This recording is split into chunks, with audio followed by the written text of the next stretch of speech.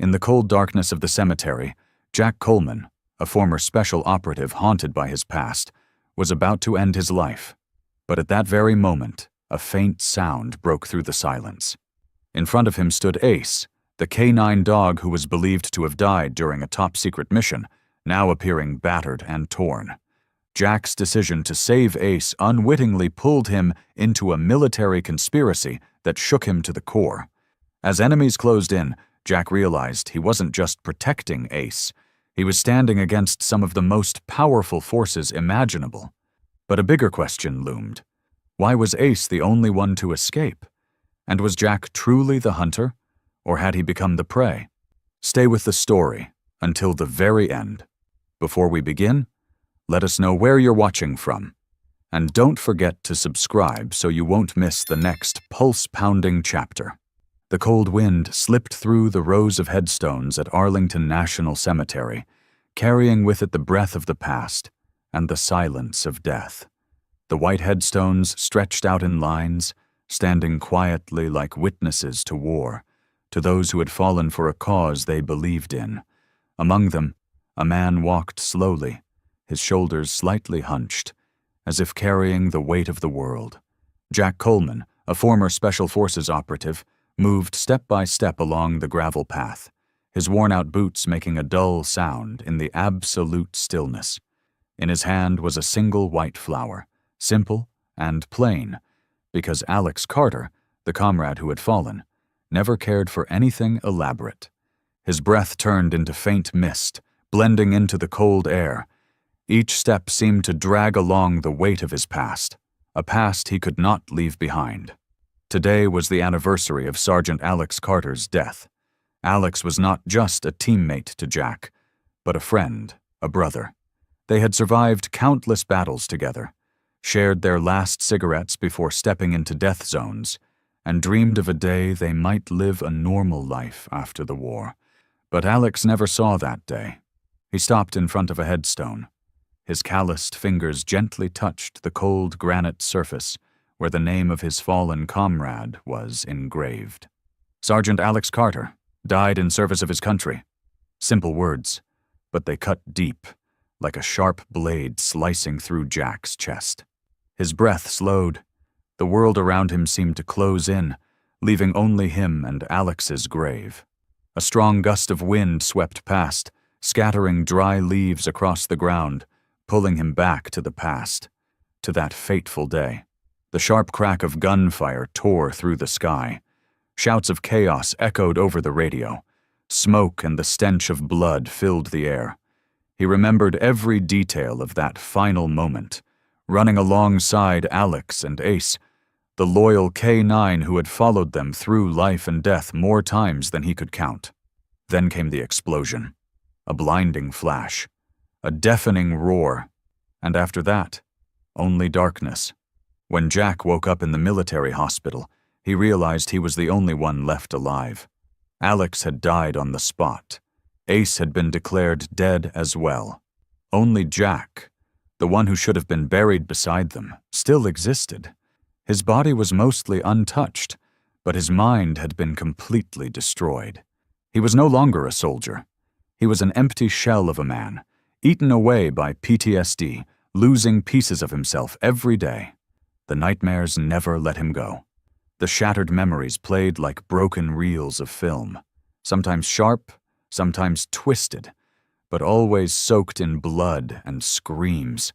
He couldn't sleep. He couldn't live a normal life. He had tried therapy, tried to forget, tried drowning himself in alcohol, but nothing could wash away the crushing weight of guilt. Alex was dead. Ace was dead. And he, Jack, should have been dead long ago. Jack dropped to his knees and placed the flower on the grave. Slowly, he unzipped his heavy jacket, revealing the pistol tucked into his waistband. The M1911, the weapon that had stayed with him through countless battles, would carry out its final duty today. He drew it, feeling the cold metal settle into his palm. No hesitation, no trembling. His finger rested on the trigger as he raised the gun to his temple. No more pain, no more nightmares, no more ghosts of the past. All it would take was a pull of the trigger. Suddenly there was a sound. Jack opened his eyes. It was faint, but in the silence of the cemetery it cut through like a blade to the ear. He held his breath, his body tightening as he listened. A soft, scraping sound, slow and deliberate, came from somewhere in the darkness. His eyes swept the area, sharp as ever, scanning the pale headstones glowing under the moonlight. A breeze passed by, but this time Jack no longer felt the cold, only the heightened focus of instinct. He tightened his grip on the pistol, lowering it slightly. For the second time, the sound came again. A faint scratching, as if something was clawing weakly at the ground, or maybe metal, sliding lightly over gravel by accident. Jack turned his head toward the direction of the sound, his gaze settling on a row of headstones not far away. Darkness covered most of the area, with only faint beams from the small lamps casting dim light over vague shapes. He held his breath and listened, but there was nothing more. Only the wind. Maybe it was his mind playing tricks, part of the PTSD, hallucinations he had grown too familiar with over the years. Jack closed his eyes, tightening his grip on the pistol in his hand. Maybe it was just the wind. Maybe it was nothing more than the imagination of a mind already ruined. He raised the gun again, ready to finish what he had come here to do. Then the sound returned. This time it was closer, clearer, along with a faint, ragged whimper, and it was no longer an illusion. Jack's eyes snapped open as he pushed himself to his feet, the gun raised in an instant, his body tense and alert. His breathing was heavy, his chest stretched tight like a wire pulled to its limit. His eyes locked onto the source of the sound. Something was moving between the headstones. A small shadow, faint in the darkness, shivering, dragging itself slowly across the ground. Jack narrowed his eyes, stepping forward with caution. His palms were slick with sweat. He wasn't sure what he was seeing, only that whatever it was looking back at him. Jack lowered his gun, but his eyes remained locked in absolute vigilance. The shadow in front of him lay motionless, yet under the pale, washed-out light of the moon, he began to make out its shape.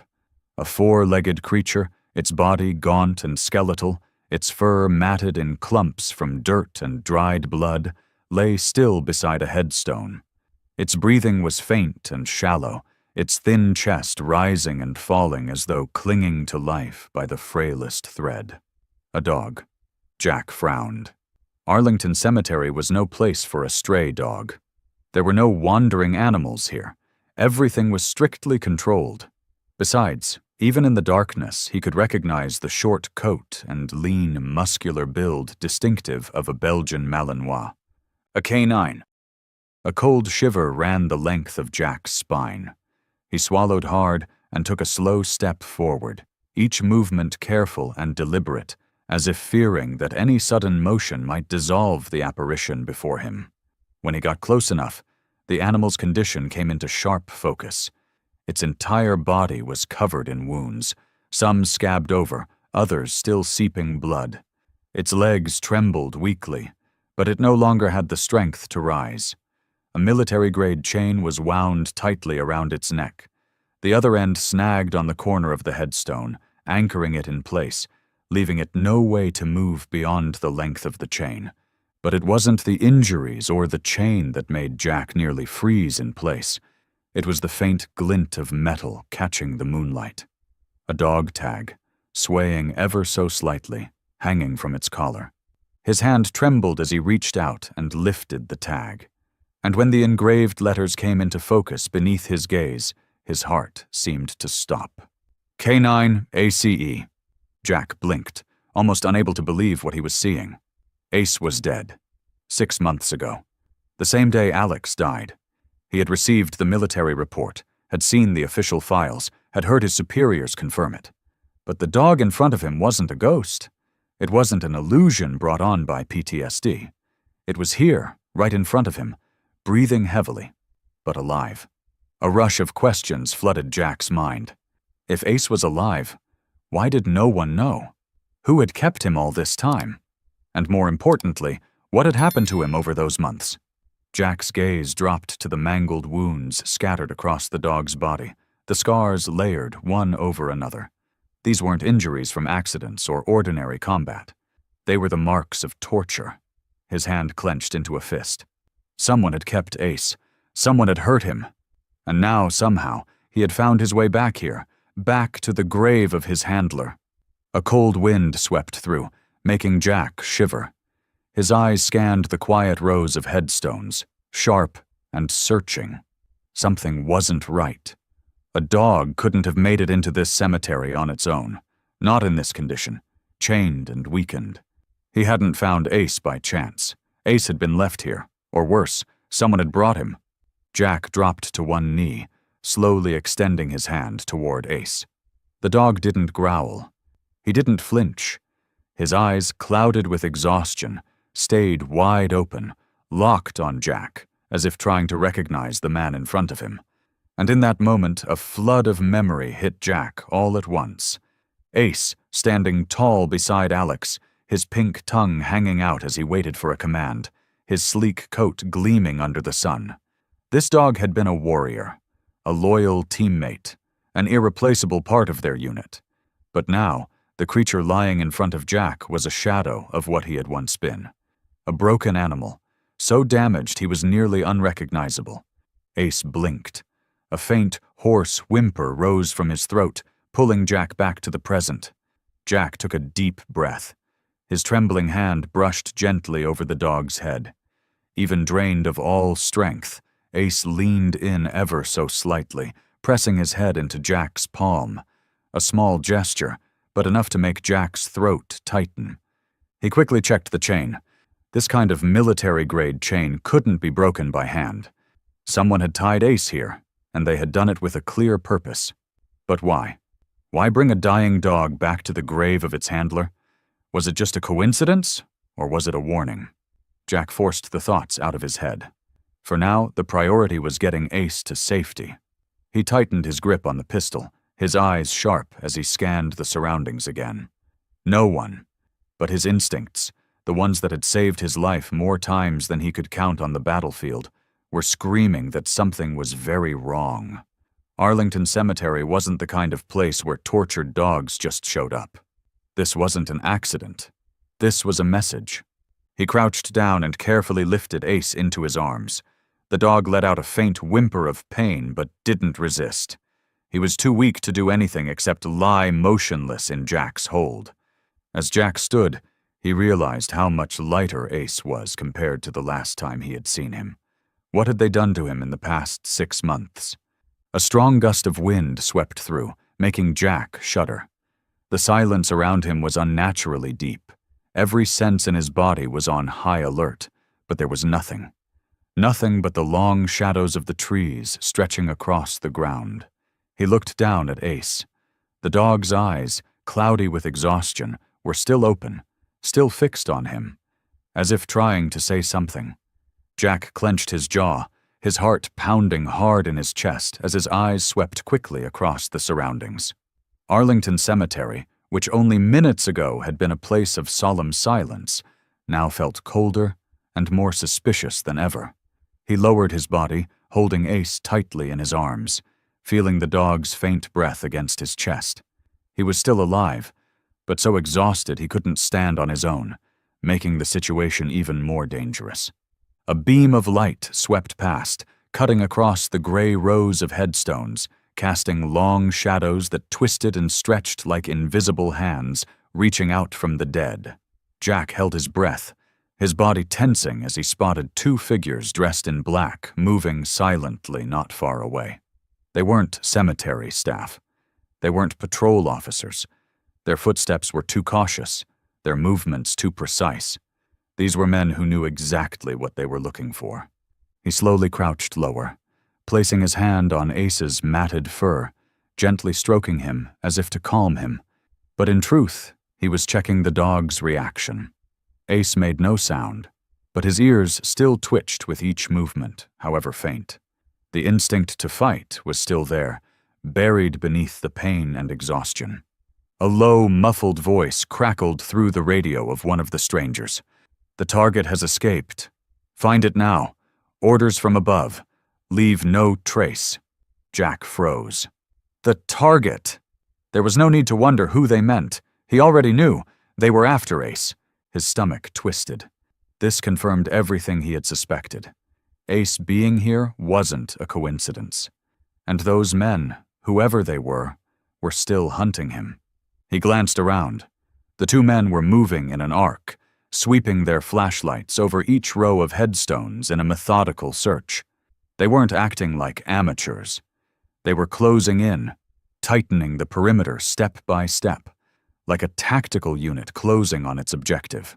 Jack swallowed, feeling his pulse quicken with every second. He needed a plan. He couldn't run. Not with Ace in this condition. He couldn't fight them directly, either. Not when he didn't know how many there were or what they were carrying.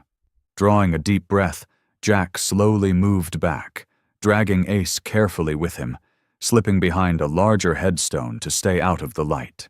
His fingers tightened around the grip of his pistol, feeling the cold steel steady beneath his touch. The weight was familiar. Part of him wanted to stand up and face them head on, but his instincts told him otherwise. This wasn't the time. One of the two men stopped less than 10 meters away from him. The man tilted his head, as if listening to something, then lifted his radio. "I heard something.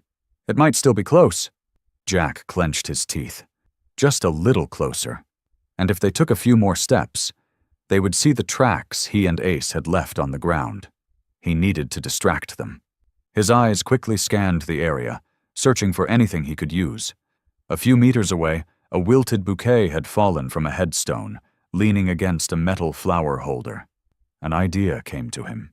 Silently, Jack picked up a small stone lying nearby and threw it toward the metal vase. Clang! The sharp sound rang out in the stillness of the night, instantly drawing the attention of the two men. "To the right! Did you hear that?" One of them crouched low, weapon raised, moving toward the source of the noise. Jack seized the opportunity. He swiftly lifted Ace into his arms, crouching as low as he could, and quietly moved in the opposite direction. He didn't have much time. Once they realized no one was there, they would know they had been tricked. Each of his steps was nearly silent as he moved along the rows of headstones, making his way toward the narrow path leading out of the cemetery. But just when he thought they might make it out safely, the voice on the radio came through again, this time with a sharper, more dangerous tone. "Activate the thermal scanner. If it's alive, we'll find it." Jack clenched his jaw. Damn it. They had thermal detection tech, which meant there was no hiding for long. He had to find another way out. Scanning his surroundings, he spotted an old stone wall, part of the cemetery's original architecture. If he could get Ace out of this area before they activated the scanner, he might have a real chance to escape. Pressing his lips together, Jack crouched even lower, keeping to the darkest corners as he moved faster. Ace, though weak, shifted slightly in his arms, as if sensing how dangerous things had become. Jack could feel the dog's heartbeat speeding up, his breathing more labored. He was afraid, but he didn't whimper. He didn't resist. A true soldier. Jack clenched his jaw, feeling his heartbeat accelerate as beams of light swept across the cemetery like sharp blades slicing through the darkness. Ace's breathing was faint, but his ears were still perked up, his body tense in Jack's arms. Even in exhaustion, the dog was fully aware of the danger closing in around them. Jack knew they had only seconds before they were discovered. A short beep sounded from the direction of the hunters. The thermal scanner was active. Jack ground his teeth. They were no longer relying on sight or sound alone. Now they were using tech to detect any sign of heat in the area. Twigs snapped under the boots of the men closing in, their rifles ready, fingers tight on the triggers. Jack had no other choice. He held Ace tighter and moved quickly toward the edge of the cemetery, where the terrain sloped and turned rougher. Just as he reached a higher mound of earth, a sharp gunshot shattered the night. The bullet slammed into the rock at Jack's feet, sending dirt and dust spraying into the air. He reacted instinctively, dropping into a crouch and pulling Ace closer, his heart pounding against his ribs. They had spotted him. There was no time to think. Jack pushed off the ground and ran, heading for the tree line beyond the cemetery. Heavy footsteps thundered behind him, flashlight beams slicing through the trees, tracking his every move. He ran at full speed, carrying Ace despite the dog's dead weight from sheer exhaustion. Behind him, a voice barked through a radio, sharp and urgent. "He's heading south! Cut him off! Shoot if you have to!" Jack clenched his jaw tighter. They had no intention of taking him alive. That meant there was no reason to surrender. He needed a plan. He needed an escape route. Bang! Another shot rang out, this time closer. Jack felt the searing sting of a bullet grazing his shoulder, the heat of it burning across his skin. If he kept running in this direction, they'd corner him soon enough. But then Ace shifted in his arms. He didn't whimper in pain or thrash in panic. Instead, he lifted his head, his eyes flashing with a sharp, sudden awareness. A second later, he jerked his body lightly, raising one paw as if pointing forward. Jack followed Ace's gaze and spotted a small drop-off to the right, hidden behind a cluster of bushes. It was a ravine. If they could get down there, they might be able to slip out of sight, at least for a little while. He didn't hesitate. Using every last ounce of strength, Jack tightened his grip around Ace and hurled himself down the ravine just as another burst of gunfire erupted behind him. His body slammed against sharp rocks, but he gritted his teeth and endured it, doing everything he could to shield Ace. They slid down the steep slope, tumbling through dirt and fallen leaves, until they finally hit the bottom. A sharp pain shot through Jack's spine as he landed, but he didn't let himself stop. He rolled over and immediately checked on Ace. The dog was still breathing, his eyes still sharp, even if faint. He had saved Jack's life. If it hadn't been for him, that sniper round would have gone straight through Jack's skull. Jack wiped the blood from his forehead, his breath ragged. Their pursuers weren't giving up, but the thermal scanners wouldn't easily pick them up down here. It would take them a few minutes to track their path down the ravine. He had to use that time. He turned to Ace, gently stroking his head. This dog wasn't just a victim. He wasn't some helpless creature waiting for someone to rescue him. He was fighting to survive, just like Jack was. Jack had never seen a dog pushed to the edge of exhaustion, tortured to the point of collapse, and yet still carrying that sharp light in his eyes, that unbroken will. A cold wind blew through, carrying the voices of their hunters from the top of the cliff. No thermal signatures. They might have died in the fall. The rasping voice echoed down. Jack held his breath, listening closely. Check again. Footsteps scraped against stone above. Flashlights swept across the ridge, searching for any sign of him and Ace. But the ravine was steep and deep enough to keep them out of sight. For now. If they could keep moving, leave no trace, they might have a chance to escape the hunt. Jack crouched lower, signaling Ace to stay down. He pressed his own body close to the ground, crawling forward over the cold rocks.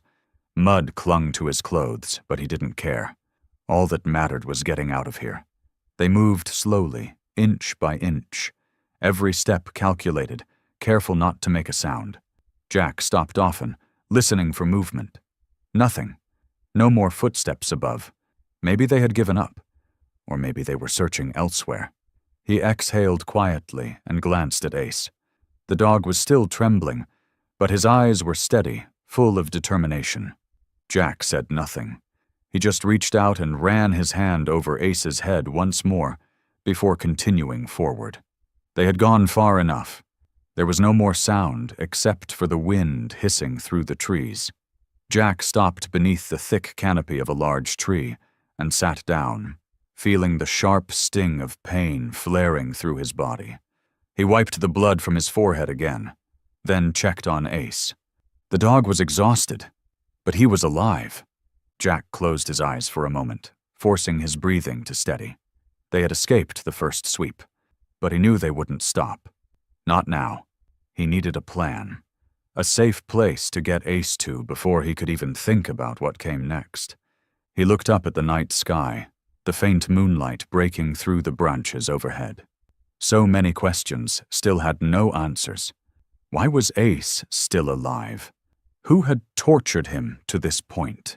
And most important of all, why was there a team of killers willing to hunt Jack down just to take him back? Darkness covered the forest, leaving only the faint sound of the wind whispering through the trees. Jack sat leaning against the rough trunk of a tree, feeling the sharp pain radiating from the wound in his shoulder. His entire body was drained of strength, but he didn't dare close his eyes. Even after escaping the encirclement, the danger hadn't truly disappeared. He looked down at Ace, the dog curled up tightly against his legs, its breathing rapid, but its eyes still sharp and alert. Despite the severe injuries, it didn't show a trace of weakness. A true warrior. Jack let out a quiet breath, tilting his head back and letting his mind drift toward distant memories that had tormented him all this time. The day his entire team was wiped out. The day Sergeant Alex Carter, his closest friend, fell forever on that fateful mission. Everything remained vivid, as if it had only happened yesterday. The heat of the desert back then had been enough to scorch everything it touched. Jack and his team moved carefully among the ruins of a shattered village, rifles ready in their hands, eyes sweeping across every hidden corner. They were searching for a high-value target, a military scientist who had been kidnapped and was believed to be held somewhere within that area. And Alex, along with Ace, was leading the formation at the front. "All clear," Alex's voice came through the radio. Jack remembered it clearly, Alex crouching down, signaling for Ace to sniff ahead. The K9, strong and fierce, moved forward cautiously, each step steady, without a moment's hesitation. Back then, Ace had been powerful, nothing like the exhausted, broken creature Jack now cradled in his arms. "I don't like this," Alex said quietly, his voice tense with warning. "The dog doesn't either. He senses something." And then everything exploded. A sudden blast tore through the air, flinging them all far away. Screams erupted over the radio, mingling with the chaotic noise of debris raining down. Jack was slammed hard to the ground, his senses overwhelmed, his ears ringing with the deafening shock of the blast. When he lifted his head, all that remained was smoke, dust, and the stench of something burning. Jack blinked, dragging himself back to the present, a sharp ache twisting in his chest. His breathing grew heavier as the old memories surged up once more.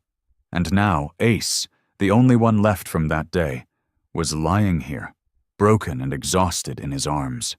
Alex's voice suddenly echoed in his mind. "If anything happens, you have to take care of Ace." Jack clenched his fists tightly, his fingertips digging deep into his palms, the sting burning through his skin. A familiar fear crept into his mind, an old fear he had tried so hard to bury all these years. He had failed to protect his team.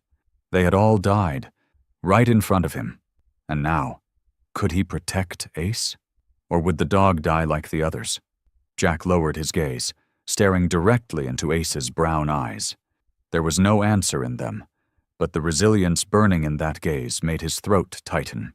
Ace was still alive, and he had fought with everything he had to still be here. Now, he hadn't given up.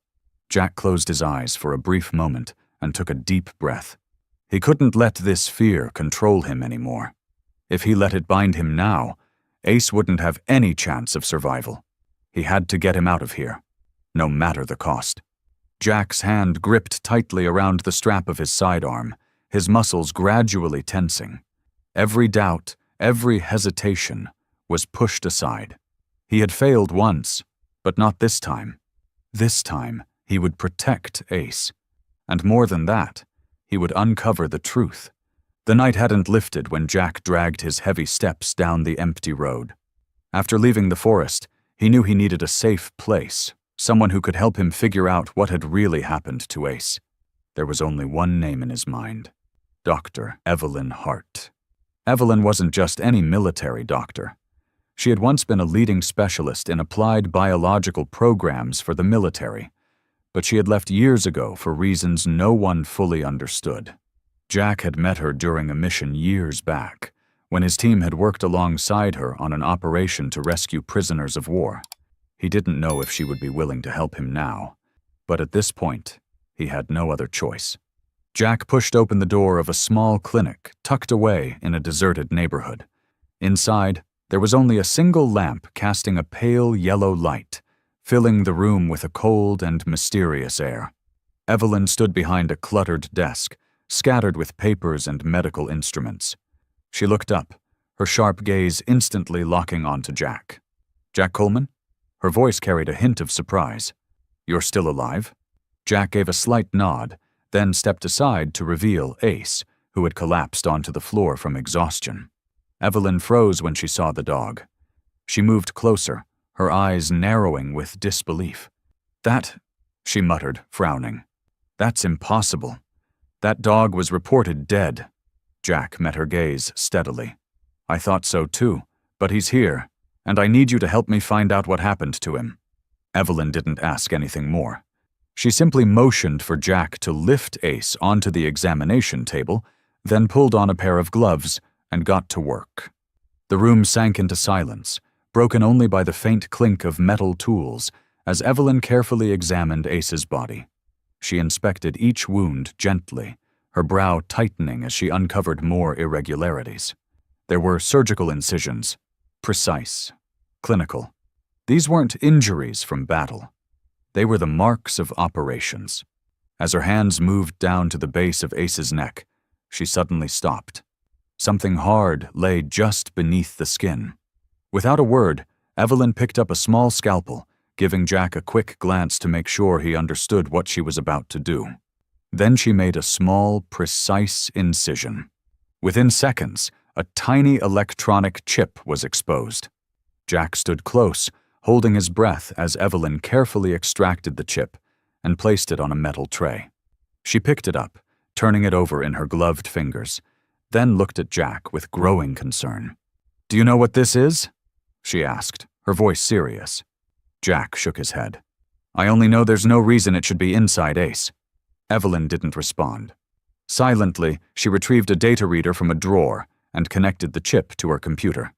Within seconds, lines of code appeared on the screen, moving too fast to follow. Then, abruptly, the display froze. A file opened. Both Jack and Evelyn stared at the screen in silence as they read the contents. Project Sentinel K9. A cold shiver ran down Jack's spine. He had heard of this program long ago, a top-secret experimental initiative known only to the highest levels of military command. But even in the most classified files he'd ever accessed, it was little more than a rumor, an alleged project designed to turn K9 dogs into living weapons with enhanced combat capabilities.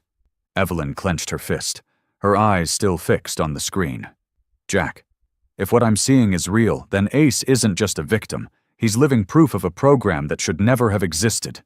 Jack gritted his teeth, his gaze dropping to Ace. The dog lay there quietly, his breathing shallow, but his eyes remained open, tracking every movement they made. He couldn't speak, but his presence confirmed everything. Evelyn continued scrolling through the data, her eyes widening as she read further. "We're in serious trouble, Jack," she said, her voice hoarse. "According to these files, every dog that was part of the project was implanted with a chip like this, for tracking and control." Jack froze. "Control?" Evelyn nodded, scanning another set of files before pointing at a block of text on the screen. They developed a radio wave system capable of activating or disabling any dog implanted with this chip. Essentially, they can issue commands remotely without any handler present. Jack felt anger rising, tight in his chest. What did that mean? Ace, and every other dog like him, hadn't been partners to soldiers like Jack once believed. They were tools, puppets, controlled by whoever was behind the program. And if this chip was still active, it meant they could reassert control at any moment. He crossed his arms, his gaze fixed on the tiny chip resting on the metal tray. An uneasy feeling gnawed at him.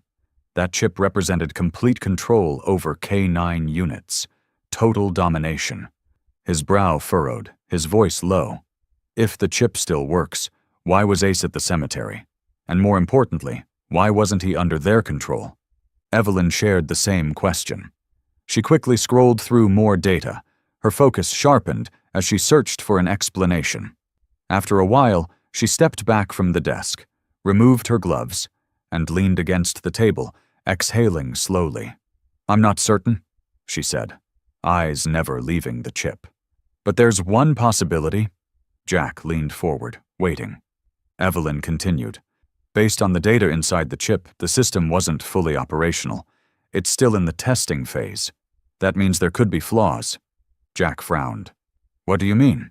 Evelyn glanced at Ace, the dog still lying motionless, but with eyes that sparked faintly when it heard her voice. "It's possible Ace is a failed test. If they had complete control over these dogs, he wouldn't have escaped. That suggests the chip malfunctioned. Or Ace has something unique that made him resistant." Jack said nothing, staring down at Ace. The dog had been wounded, endured unspeakable things, and somehow escaped from whoever had controlled him. But how? He reached down, gently stroking Ace's rough fur. He made his way to the National Cemetery. Evelyn turned to Jack, her eyes flashing with realization.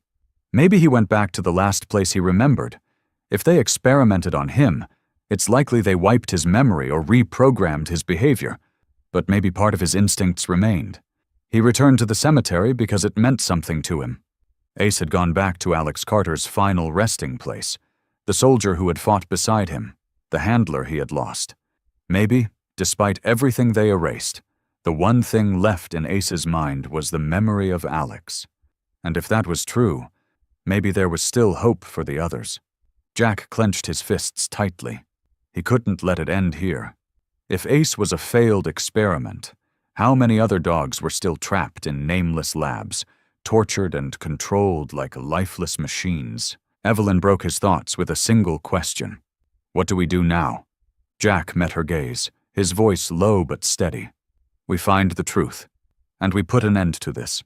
Jack sat in silence in the dark room, the pale blue glow from the computer screen casting sharp shadows across his angular face. In front of him were dozens of military files that Evelyn had just decrypted, each one documenting in detail the service records of K9 dogs reported as killed in classified missions. But there was something unusual. Evelyn pulled her chair in closer, her eyes moving quickly down the list of dogs marked as deceased. She scrolled through each name, each serial number, each location. After several minutes, she looked up at Jack. Her voice dropped lower, weighted with tension. "We have a problem." Jack raised an eyebrow. "What kind of problem?" Evelyn pointed to a long list displayed in front of them. "All these dogs are listed as killed in action, but there isn't a single record of what happened to their bodies. No cremation reports, no burial records, no evidence they're actually dead." Jack clenched his jaw, his eyes flicking over the list again. Ace was one of the dogs marked as dead, yet he was still alive. What did that mean? How many others on this list had never actually died, but had instead been subjected to experimentation, just like Ace? Evelyn turned another page in the files, then paused. Her finger traced across the screen until it stopped on a satellite image. The military K9 cemetery. This is where all of them were supposedly buried.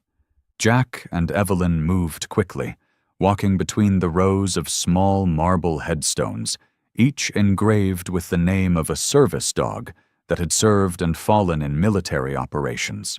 The night cloaked the cemetery in darkness, with only their flashlights casting narrow beams of light along the stone paths between hundreds of graves. Evelyn stopped in front of one of the nearest markers. K9-Delta 17. Reported KIA 2 months ago. Jack crouched down, pulled his combat knife from his belt, and carefully scraped away the dirt covering the grave.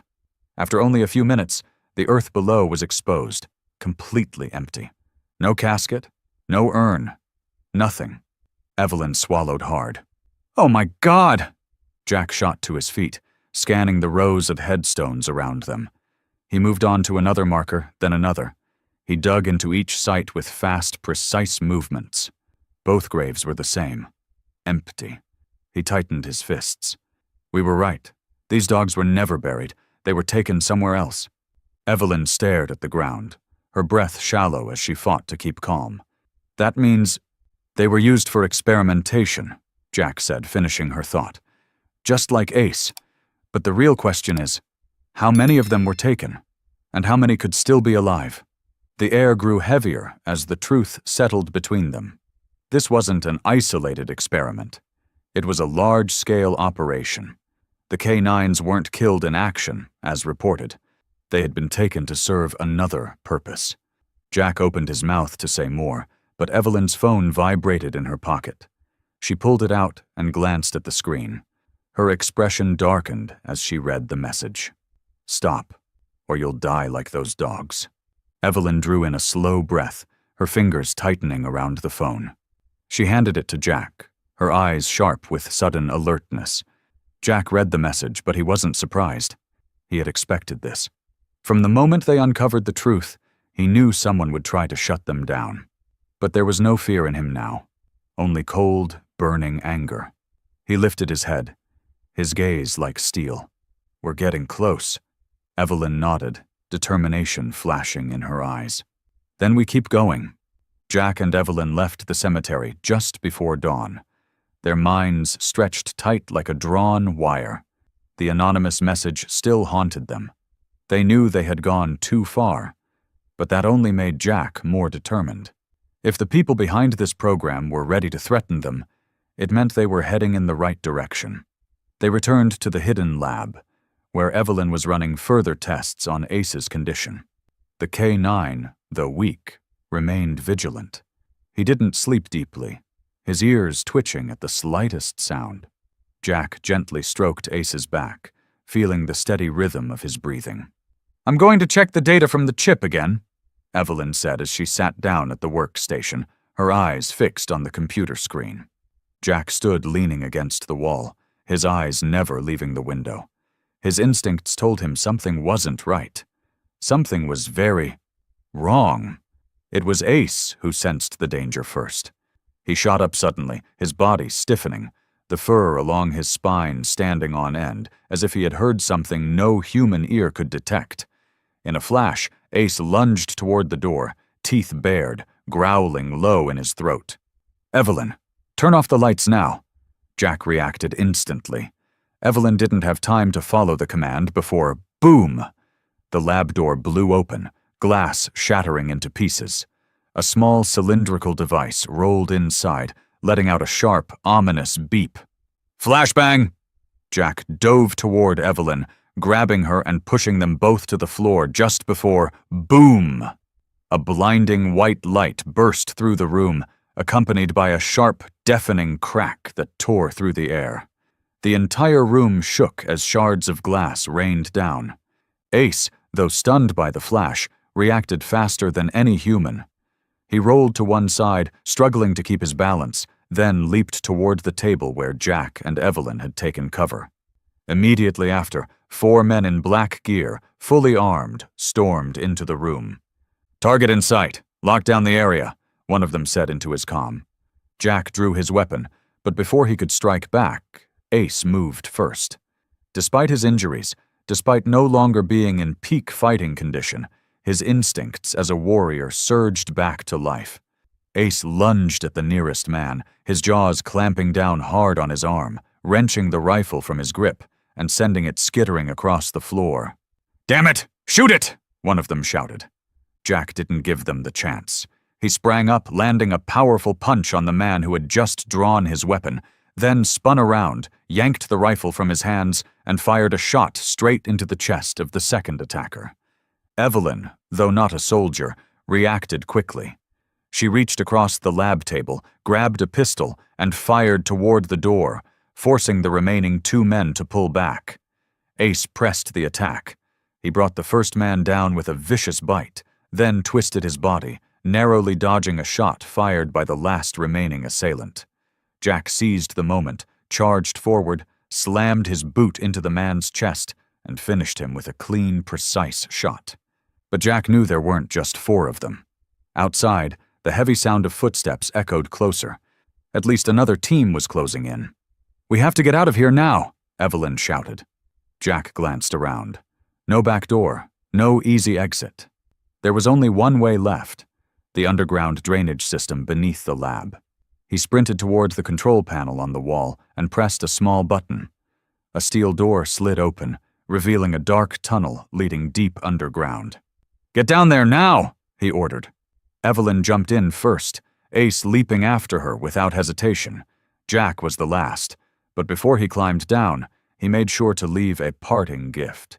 He pulled a small, timed explosive from his jacket pocket, set it on the lab table, and activated the countdown.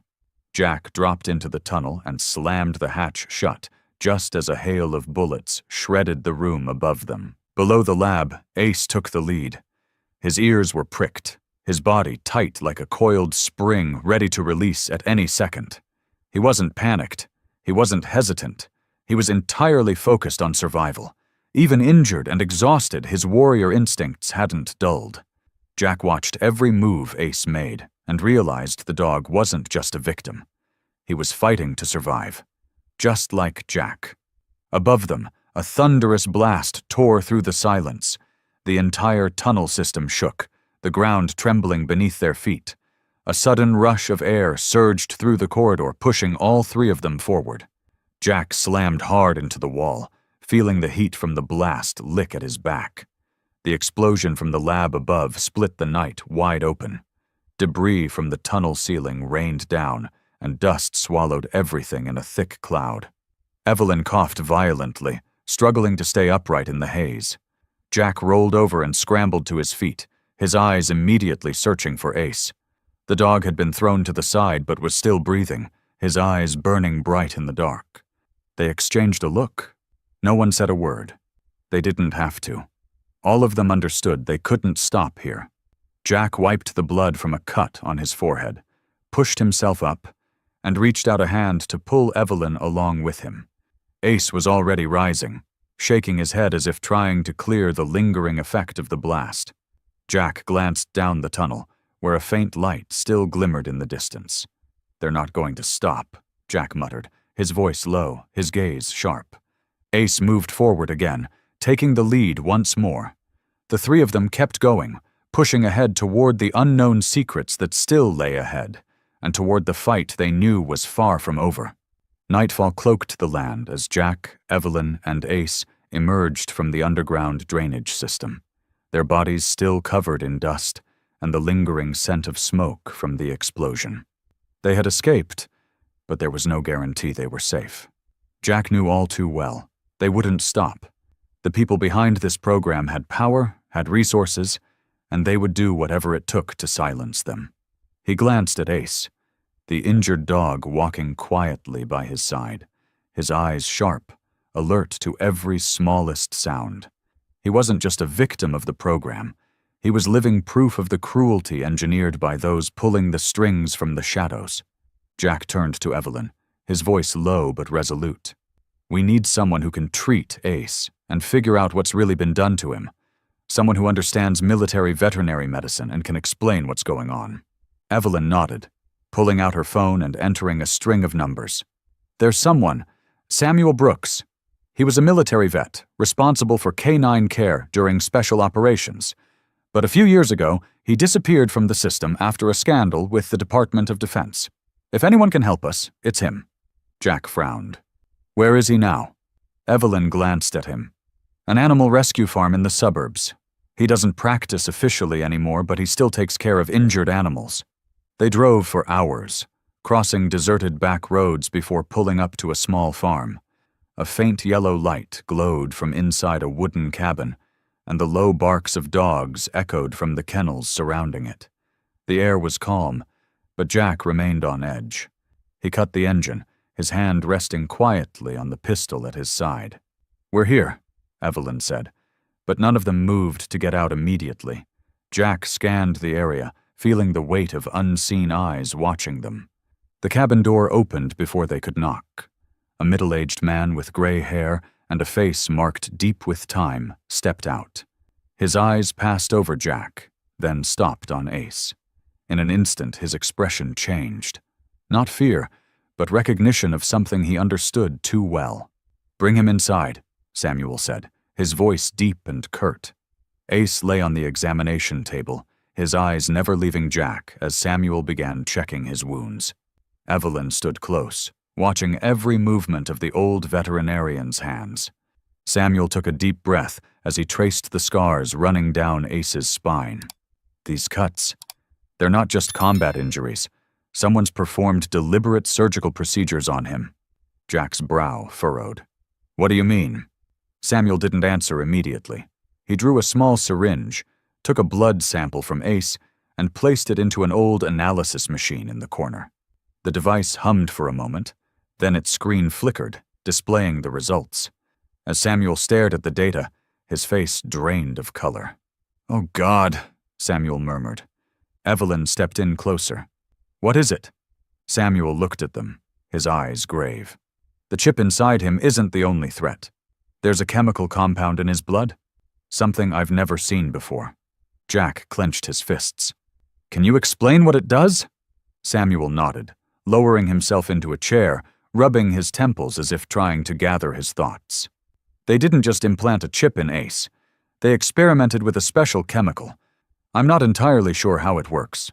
But from what I can tell, it's designed to affect his nervous system. It could allow them to control his behavior, on a level we've never seen before." A heavy silence fell over the room. Jack glanced at Ace, seeing in the dog's eyes the same unwavering loyalty as always. But now he knew, clearer than ever, Ace wasn't just a K9 unit. He was living proof of an inhumane experiment, a secret they were willing to kill dozens, maybe hundreds, to keep buried. Jack's hands curled into tight fists, a cold, burning fury rising inside him. If they thought they could turn Ace into a mindless weapon, they were wrong. And if they wanted to take him back, they'd have to go through Jack first. He raised his head, his voice hard, steadier than it had ever been. "We're not letting this continue. We find whoever's behind it, and we end it." Samuel nodded, though his eyes still held deep concern. "But before we do anything, I need to run more tests. I have to know exactly what's in Ace's blood, and whether it's as dangerous as I think." Evelyn glanced at Jack, then looked over at Ace. "So what do we do in the meantime?" Jack took a deep breath, his gaze fixed on the loyal K9 at his side. "We're not going to sit here and wait to be hunted." He leaned forward, his voice slow but firm. "We find out who's behind this, and why Ace was the only one who got out." Samuel studied both of them for a moment, then sighed before silently rising to his feet. He pulled an old file box down from a shelf. "I can't say much, but there are things in here you need to see." Jack and Evelyn exchanged a wary glance. No one knew what was inside that box, but one thing was certain. They were stepping into something far more dangerous than they had ever imagined. Samuel placed the old file box on the table. Its surface was coated in dust, as if it had been forgotten for years. He opened the lid and pulled out a carefully wrapped bundle of documents, bound in worn leather. The pages inside had yellowed with age, but their contents remained chillingly clear. Jack, Evelyn, and Samuel leaned in together to examine them. Every page held military reports, detailed records of specialized K9 training programs. But something caught Evelyn's attention, making her brow furrow. Her eyes scanned the files until her hand stopped on a page marked with bold red letters. "Sentinel K9 Project. Military Top Secret." "Sentinel K9, she murmured, quickly flipping to the next page. Jack, standing beside her, glanced down at the document and instantly noticed something that sent a shiver down his spine. The title matched exactly the inscription etched into the chip they had removed from Ace. Jack clenched his jaw. "This is the project connected to Ace." Samuel frowned. "But there's not much detail here. This project is classified at the highest level." Evelyn skimmed rapidly through the lines of text, but the further she read, the more she realized how vague the reports were. There were no clear descriptions of the project's true purpose, only a string of technical jargon and encrypted financial records. Jack tightened his fist. "Nothing specific?" Evelyn shook her head. "Just surface information. To get anything more, we'd need access to their internal data system. But I found a lead. It points to a website. She used an anonymous network to access the site, careful to avoid leaving any trace. But when she attempted to open one of the files, a fingerprint authentication request appeared on the screen. Evelyn tapped furiously at the keyboard, but the only response was a cold, flat message. Access denied, high-level clearance required. She let out a frustrated hiss. They locked this file with a senior officer's fingerprint. Without clearance, we won't be able to see what's inside. Jack crossed his arms, his gaze darkening. This wasn't the kind of security anyone could set up. It was a level of protection reserved for those who held real power within the military. And among those with access to these kinds of black projects, only one name came to his mind: Richard Mason. He closed his eyes, forcing himself to dig through memories long buried. Years ago, when he was still a special operative under Mason's command, Jack had noticed how interested Mason was in K-9 programs. Once, when Jack's team was stationed at a temporary base in the Middle East, he saw a convoy transporting steel cages covered by tarps. Mason had personally overseen the transfer, but no one on the team was allowed near it. Days later, they were assigned a special mission. Jack remembered Mason ordering them into a high-risk zone. Strangely, there was no K-9 support, unlike all previous operations. When Jack asked about it, Mason had replied coldly, "Dogs aren't suited for this kind of war anymore." At the time, Jack didn't understand what he meant. But now, staring at the chip they had taken from Ace, the pieces were beginning to fall into place. Mason wasn't just a senior officer. He had been Jack's commanding officer, the man who trained his team for years. When Jack left the military after that disastrous mission, Mason was one of the last people to shake his hand, telling him he'd done well. But now the signs were unmistakable. Everything pointed to the same conclusion. Mason was involved in this project. Evelyn noticed the shift in Jack's expression and hesitated before asking, "Jack, what is it?" Jack's voice was low, his gaze hardening. "I know who can unlock this file." A heavy silence filled the room. Samuel lowered his eyes to Ace, who remained still, his alert gaze flicking between them as if he too sensed the tension thickening in the air. Evelyn didn't need to ask. She already knew Mason wasn't just another name to Jack. "Are you sure?" she asked cautiously. Jack nodded, his voice edged with bitterness. "If anyone has access to this file, it's Mason." Samuel exhaled heavily. "So that means we're not just going up against a covert operation. We're facing someone with real power inside the military." Evelyn frowned. "We need to get to him. But how do we make a high-ranking officer like Mason cooperate? We can't just walk in and ask him to place his hand on a scanner." Jack pressed his lips together. "We don't need him to cooperate. We just need a moment. One opportunity to get his fingerprint without him realizing it." Evelyn stared at him. "You're talking about stealing the fingerprint of one of the most powerful men in the U.S. military?" Samuel shook his head. "Do you have any idea how dangerous that is? If Mason really is behind all this, he won't let anyone get close to him that easily."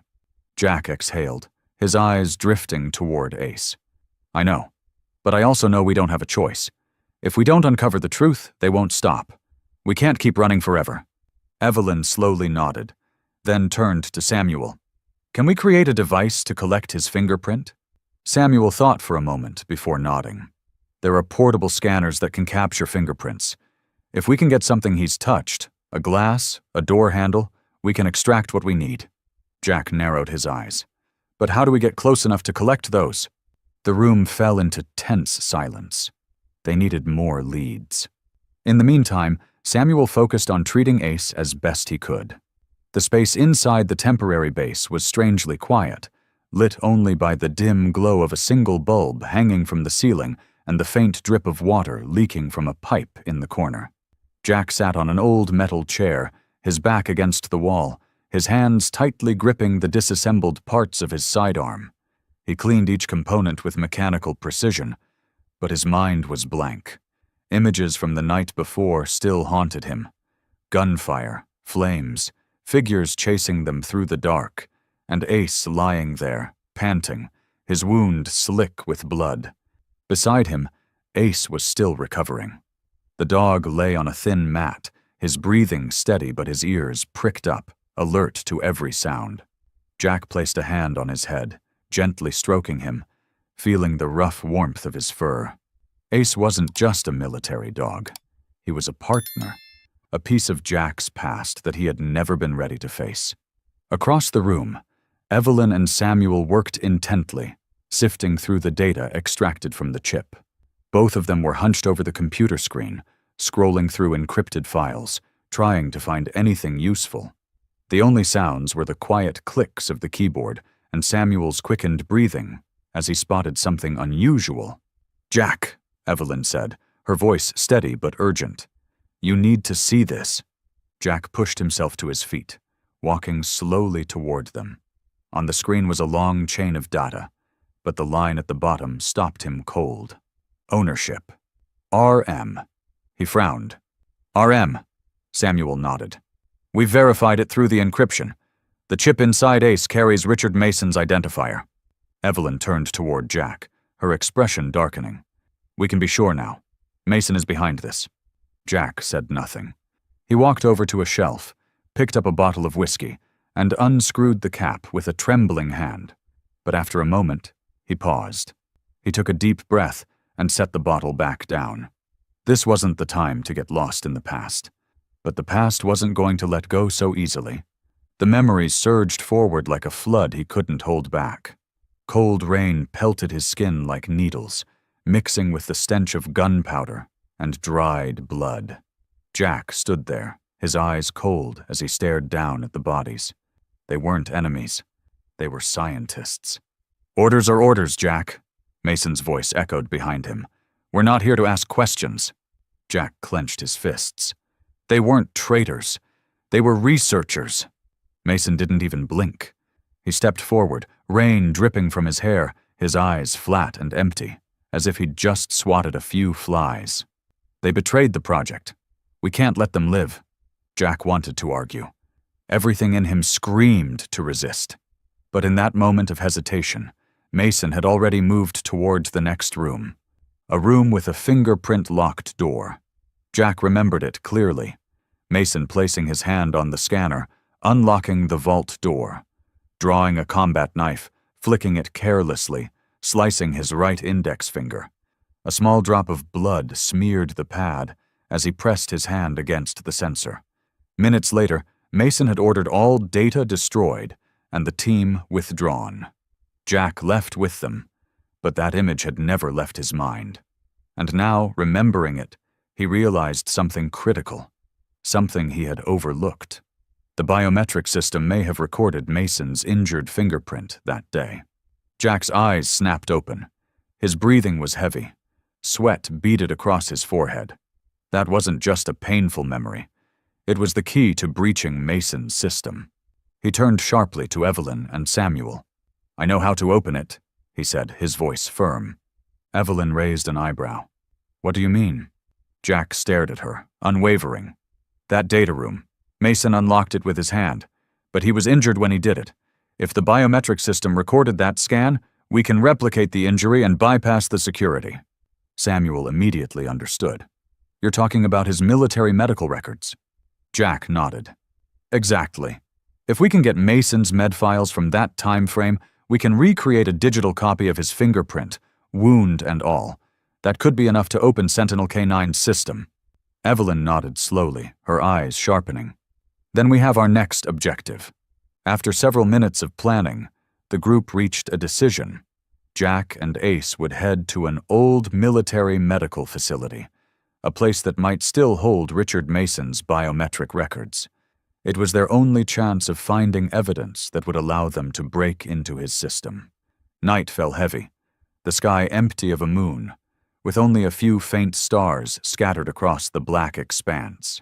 Jack tightened the straps on his backpack, gave a quick check to the sidearm at his hip, then looked down at Ace. The K9 stood close at his side, ears pricked forward, muscles taut with focus. His wounds weren't fully healed, but Ace was ready to move. They stopped in front of the facility, a building that had once been used to archive the medical files of high-ranking officers. Now it was abandoned, left to rot after a military restructuring. From the outside, it looked like nothing more than a decaying structure, its windows clouded with years of dust, wild grass creeping up around the rusted chain-link fence. But Jack knew the truth. Somewhere inside, the data system was still there, and that was what they needed. He glanced at Ace, giving a silent hand signal. Instantly, the dog lowered his body, creeping forward slowly, nose working the air. Ace could still pick up faint traces, scents of those who had passed through before them. If anyone had been here recently, or if the place was under surveillance, Ace would find out before anyone else. Jack moved along the outer wall, his eyes flicking over broken windows, searching for any sign of movement. Nothing. He drew a small knife from his belt and slipped it into the corroded lock on the rear door. With a little force, it popped open, the hinges groaning in the silence. Ace slipped inside first, muzzle close to the ground, sharp eyes sweeping every dark corner. No movement. Jack followed, easing the door shut behind him. Inside, the air was thick with mold and the musty stench of decaying paper. Metal file cabinets lined the corridors, packed tight along narrow walkways. Weak emergency lights blinked faintly overhead. Jack pulled out his flashlight, sweeping the narrow beam over faded signs mounted on the walls. Biometric records, high-level clearance. That was the place. He picked up the pace, but Ace suddenly froze. The dog turned his head, nostrils flaring, then abruptly shifted direction. Jack's frown deepened. Ace never lost a trail. If he was moving away, it meant something.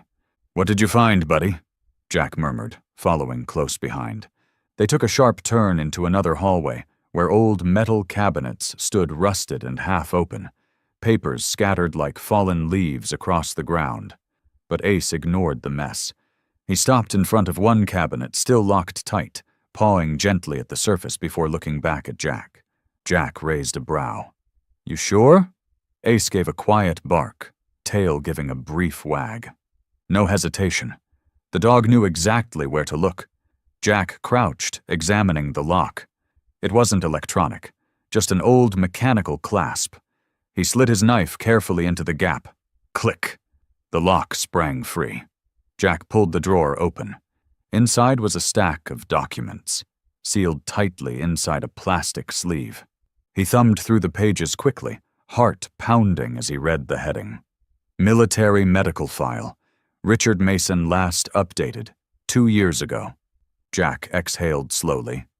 They had it. He flipped through the file with practiced efficiency. Among the standard medical entries, one line made him stop. Emergency medical report. Deep laceration, right index finger injury. Sustained during operation. Full recovery fingerprint data updated in military security system. Jack's brow furrowed, his thoughts racing. This confirmed the security system had logged Mason's fingerprint data after the injury. If they could create a digital replica of that scan, including the scarring, they could bypass the biometric locks on Sentinel K9's classified files without ever getting close to Mason again. He turned to Ace, reaching out to gently stroke his head. "You're a genius." Ace stretched forward, nudging Jack's hand with his nose, his eyes gleaming as if he understood the praise. Jack closed the file and quickly slid it into his backpack. Now they had to get out before anyone realized they were there. Jack led Ace back the way they came, moving silently, like shadows slipping through the night. The air was still, quiet in a way that set his instincts on edge. He glanced around, then leaned down and whispered into Ace's ear. "Scan the area again, buddy." Ace immediately dropped low, sniffing the air. After a few seconds, he glanced around once more before moving toward the exit without hesitation. There was no sign of danger. Jack trusted Ace's instincts. He eased the door open, stealing a quick glance outside. Nothing. They had done it. No alarms, no encounters, no evidence left behind. They slipped quickly around the back of the building, cutting through the overgrown brush and making their way to the Jeep parked a short distance away.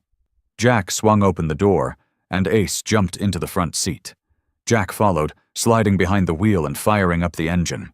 The vehicle rumbled to life and rolled out into the night, leaving behind the old medical facility and the deadly secret it had guarded. When they made it back to the safe house, Evelyn and Samuel were already waiting. Jack tossed the file onto the table, his eyes still sharp with adrenaline and focus. "Mason's medical records," he said. "We've got them." Evelyn opened the file, scanning through the pages quickly before looking up, her eyes bright with determination.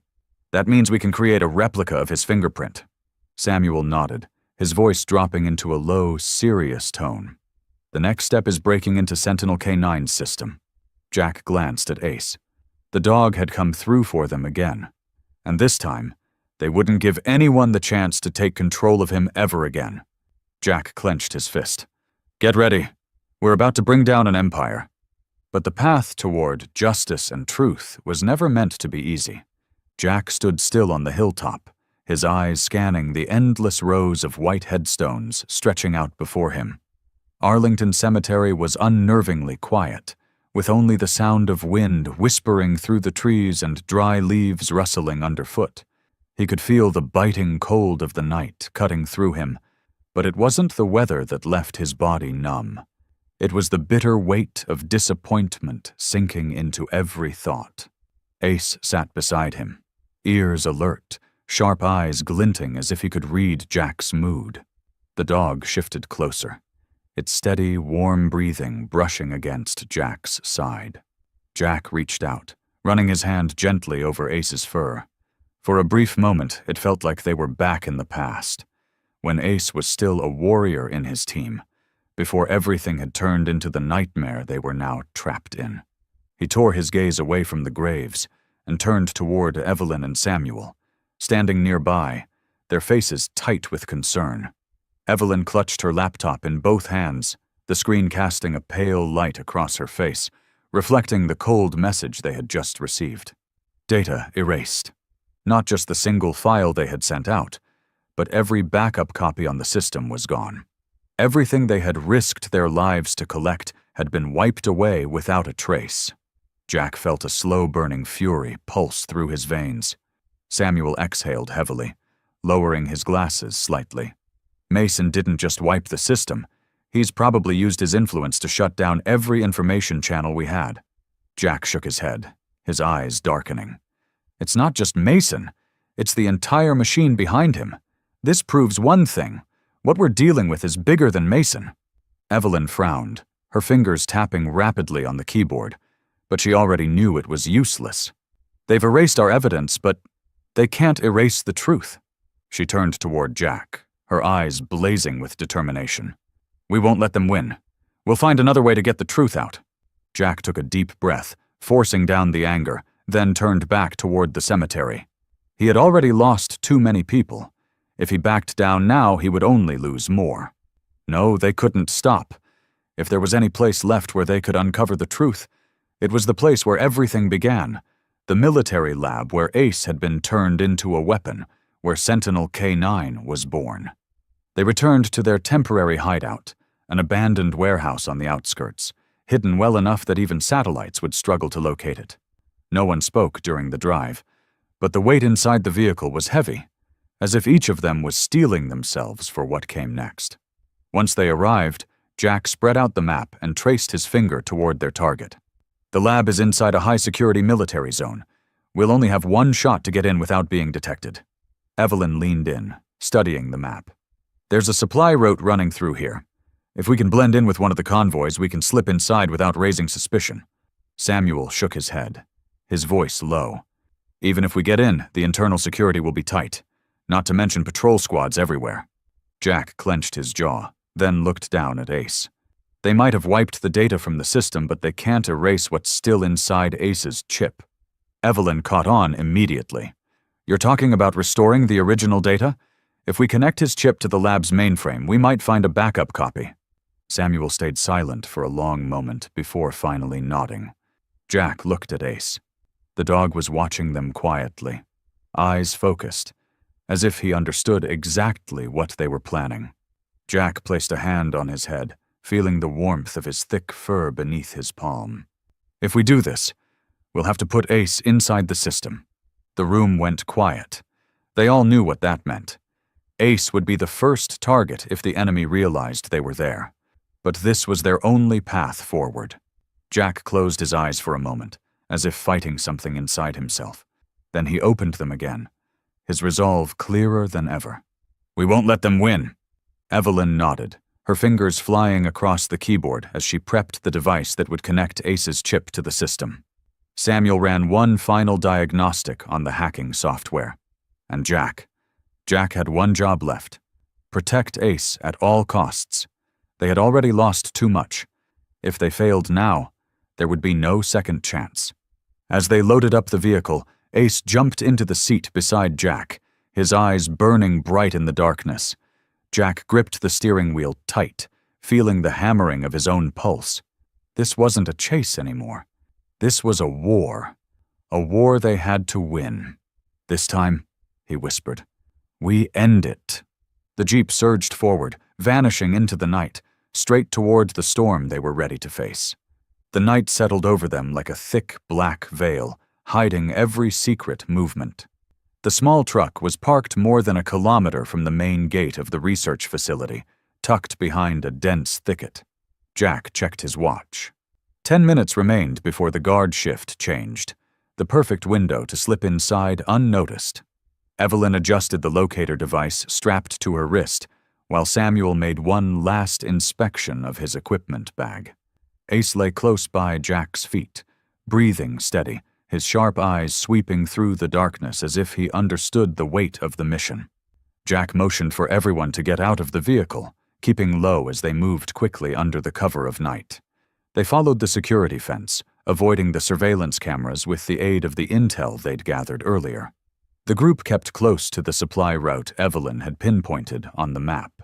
A small maintenance door came into view ahead, secured only by a digital lock. Barely a challenge for Evelyn's hacking device. She plugged it into the control panel, her fingers moving quickly across the screen. A second later, there was a soft click, and the door slid open. They slipped inside silently, immediately enveloped by the dim glow of a long corridor. The cold air was sterile, carrying the faint trace of chemicals. Jack led the way, his gun steady in his hands, while Ace walked beside him, ears perked, ready for anything.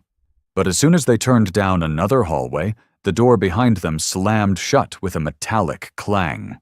A mechanical hiss followed, then a sharp, high-pitched whine from the ventilation system. Evelyn looked up, her eyes wide with alarm as she spotted the faint mist beginning to spread in the air. "Gas!" she shouted, quickly covering her mouth with her sleeve. Jack reacted instantly, pulling his jacket up over his face as he scanned for an exit. There was none. Every door was sealed tight. They'd been waiting for them. This wasn't an accident. It was a trap. Evelyn pounded the keys on her hacking device in a frenzy, but the system was locked down behind a military-grade firewall. Samuel backed away, his hands shaking as he realized there was no way to open the doors fast enough. Jack gripped his gun tighter, eyes darting around the room. If they didn't find a way out in the next few minutes, the gas would get into their bloodstreams, and they'd lose consciousness, then die, slowly and painfully. But just then, Ace growled low and suddenly lunged towards the left wall. Jack's gaze followed him. The dog was clawing hard at the floor, his stance rigid as if signaling something important. Jack rushed over, running his hand along the cold surface of the floor. Then he felt it. A narrow gap near the base of the wall. A metal hatch, cleverly hidden. It looked like an old emergency exit, abandoned long ago. "Evelyn, help me get this open," Jack ordered, his voice sharp with urgency. Evelyn quickly pulled a small pry bar from her bag, wedging it into the narrow gap before pushing down with all her strength. Samuel immediately moved in to help, adding his weight to the effort. Meanwhile, Jack turned back toward Ace, wrapping an arm firmly around the dog's body, shielding its face to make sure it didn't inhale too much of the spreading gas. Ace's sharp gaze never left the hidden panel, as if it had known from the beginning that this was their only way out. After several tense seconds, the metal hatch finally gave way with a loud crack, exposing an old, narrow maintenance shaft leading downward. Jack didn't hesitate. He pushed Ace through first, then followed immediately after. Samuel and Evelyn slid in close behind, pulling the metal cover shut above them to block the toxic gas from seeping inside. They dropped into darkness so thick it felt suffocating. The only sounds were their own ragged breathing and the pounding of their hearts echoing off the cold steel walls. Jack flicked on the small flashlight attached to his weapon, casting a narrow beam of light across their surroundings. They were inside an ancient maintenance tunnel, probably part of an old emergency escape system long since forgotten by whoever operated the facility above. Ace was already a few feet ahead of them, nose pressed to the ground, sniffing the stale air before turning to glance back at Jack. The dog gave a short, low bark and started moving forward again, his body tense, every step measured and purposeful. Jack followed him without hesitation. He's found the way. Move. There was no time to debate, no other option but to trust Ace's instincts. The dog led them deeper into the tunnel, weaving through rusted pipes and broken supports. Every time they hit a dead end or found a passageway caved in, Ace stopped, sniffed carefully, and then altered direction, always finding another route forward. After several agonizing minutes, they reached a heavy steel door at the end of the tunnel. Evelyn crouched beside the control panel, but after a quick inspection, she shook her head. "There's no power. We can't hack this." Samuel stepped forward, braced himself, and slammed his shoulder into the door. Nothing. The steel remained unmoved. Ace suddenly stepped up beside them. The dog rose on his hind legs, placing his front paws firmly against the edge of the doorframe. Then he turned his head, his eyes locking on Jack's, filled with fierce determination. Jack understood immediately. This door wasn't going to open by force. It needed something more. He pulled the fingerprint replicator from inside his jacket, an exact copy of Richard Mason's biometric data. Pressing it firmly against the scanner beside the door, Jack held his breath. 1 second, 2. Then a faint beep echoed down the tunnel. The door hissed open slowly, gears grinding as it slid back to reveal the outside. A rush of cool, fresh air swept over them. They were out. Jack moved first, grabbing Ace's collar and pulling him through. He turned quickly to help Evelyn and Samuel out after him. As soon as they cleared the threshold, the door sealed shut behind them with a heavy thud. They found themselves standing at the perimeter of the facility, right at the edge of the dense forest. Ace lifted his head, ears pricked forward, his sharp eyes scanning the darkness ahead. Jack dropped to one knee beside him, resting his hand on the dog's head. His voice was low, edged with quiet pride. "You saved us again, little warrior." Evelyn and Samuel exhaled shakily, the tension draining from their bodies in heavy sighs. But none of them truly relaxed. They had escaped the trap. They had survived the gas. But they hadn't yet found what they came for. Tonight, they had made it out alive, thanks to Ace. But the real fight was still ahead of them. Understood. Here's your translated passage, following your instructions strictly. The air in the corridor was cold, carrying a strong chemical stench. The group moved cautiously, flashlight beams sweeping over the metallic walls, which reflected the light in an unsettling way. This laboratory was larger than they had imagined. Endless corridors stretched out, heavy steel doors sealed tight, as if hiding something terrible behind them. Ace, who had been quietly walking beside Jack, suddenly stopped.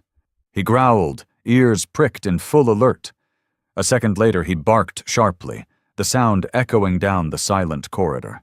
Jack immediately froze, his hand instinctively resting on his pistol grip, eyes scanning for any threat. But there was nothing. No guards, no signs of immediate danger. Only a heavy steel door ahead, secured with an electronic lock and marked with large letters, "Isolation Zone. Authorized personnel only." Ace didn't move. He stared fixedly at the door, growling low and steady.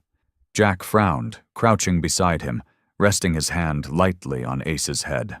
"What's in there, buddy?" Ace licked his lips, then turned to meet Jack's gaze, his eyes steady. He lifted a paw, scratched at the steel door, and looked back again as if saying, "Open it." Evelyn cast a doubtful look at Jack. This could be a trap. Samuel nodded, his face tense. Ace can detect a lot of things, but we have no idea what's inside. If this is a quarantine zone, it could be holding something extremely dangerous. Jack looked at Ace, then at the door.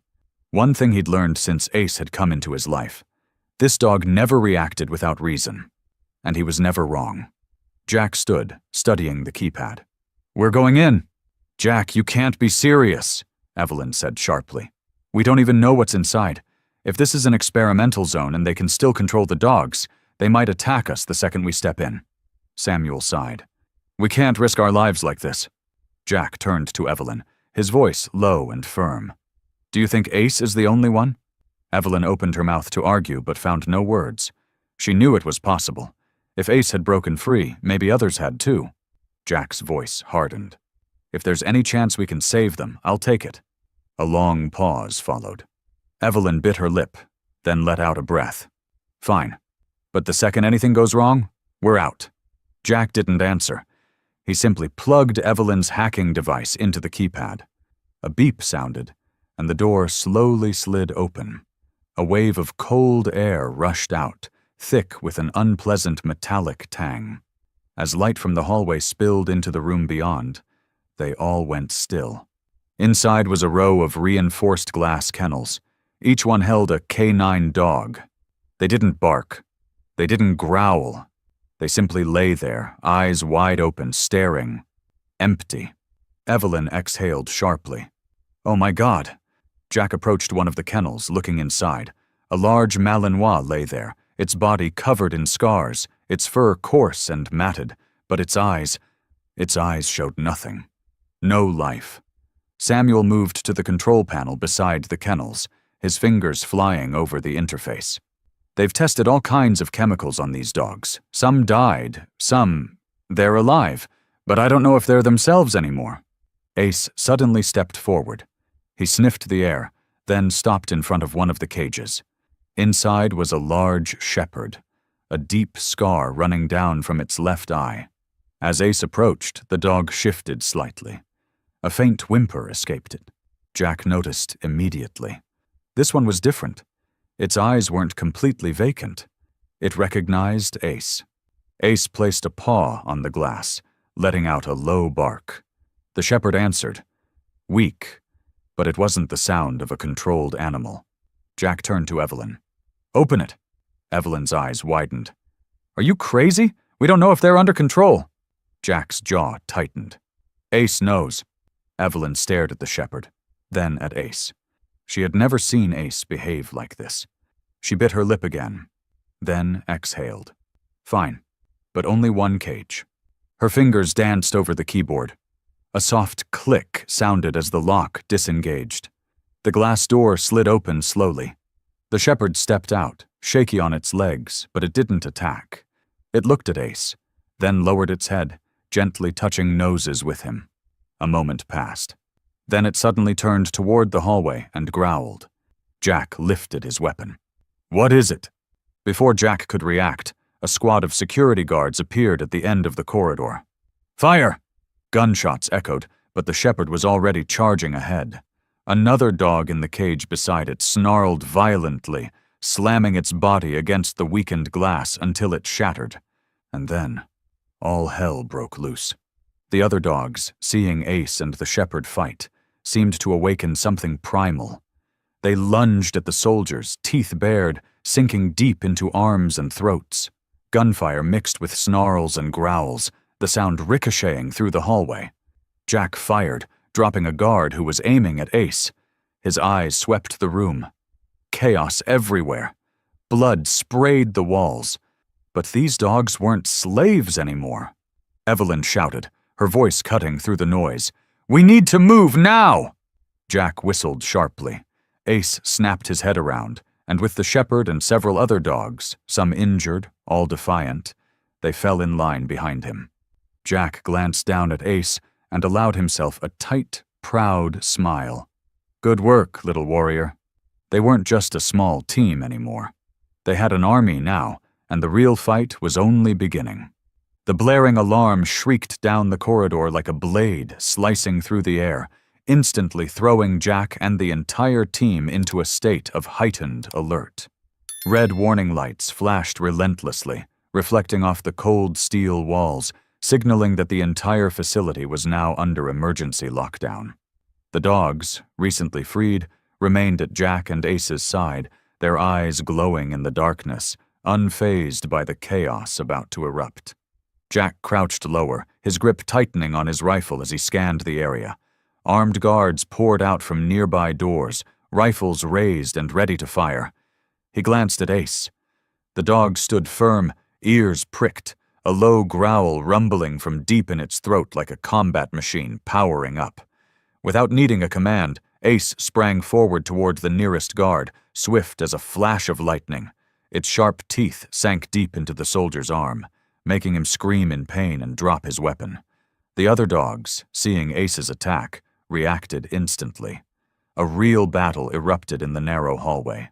Gunfire rang out, mixed with snarls and agonized screams, merging into a brutal, chaotic symphony. Jack wasted no time. He raised his rifle, firing and dropping 2 soldiers rushing in from the right. Samuel stayed behind him, providing cover fire while Evelyn pushed forward, searching for a way to access the facility's main control center. "Jack, we need to move now!" Evelyn shouted, running toward the heavy metal door that led to the nerve center of the research complex. Jack nodded, sprinting after her while gunning down a soldier aiming at Ace.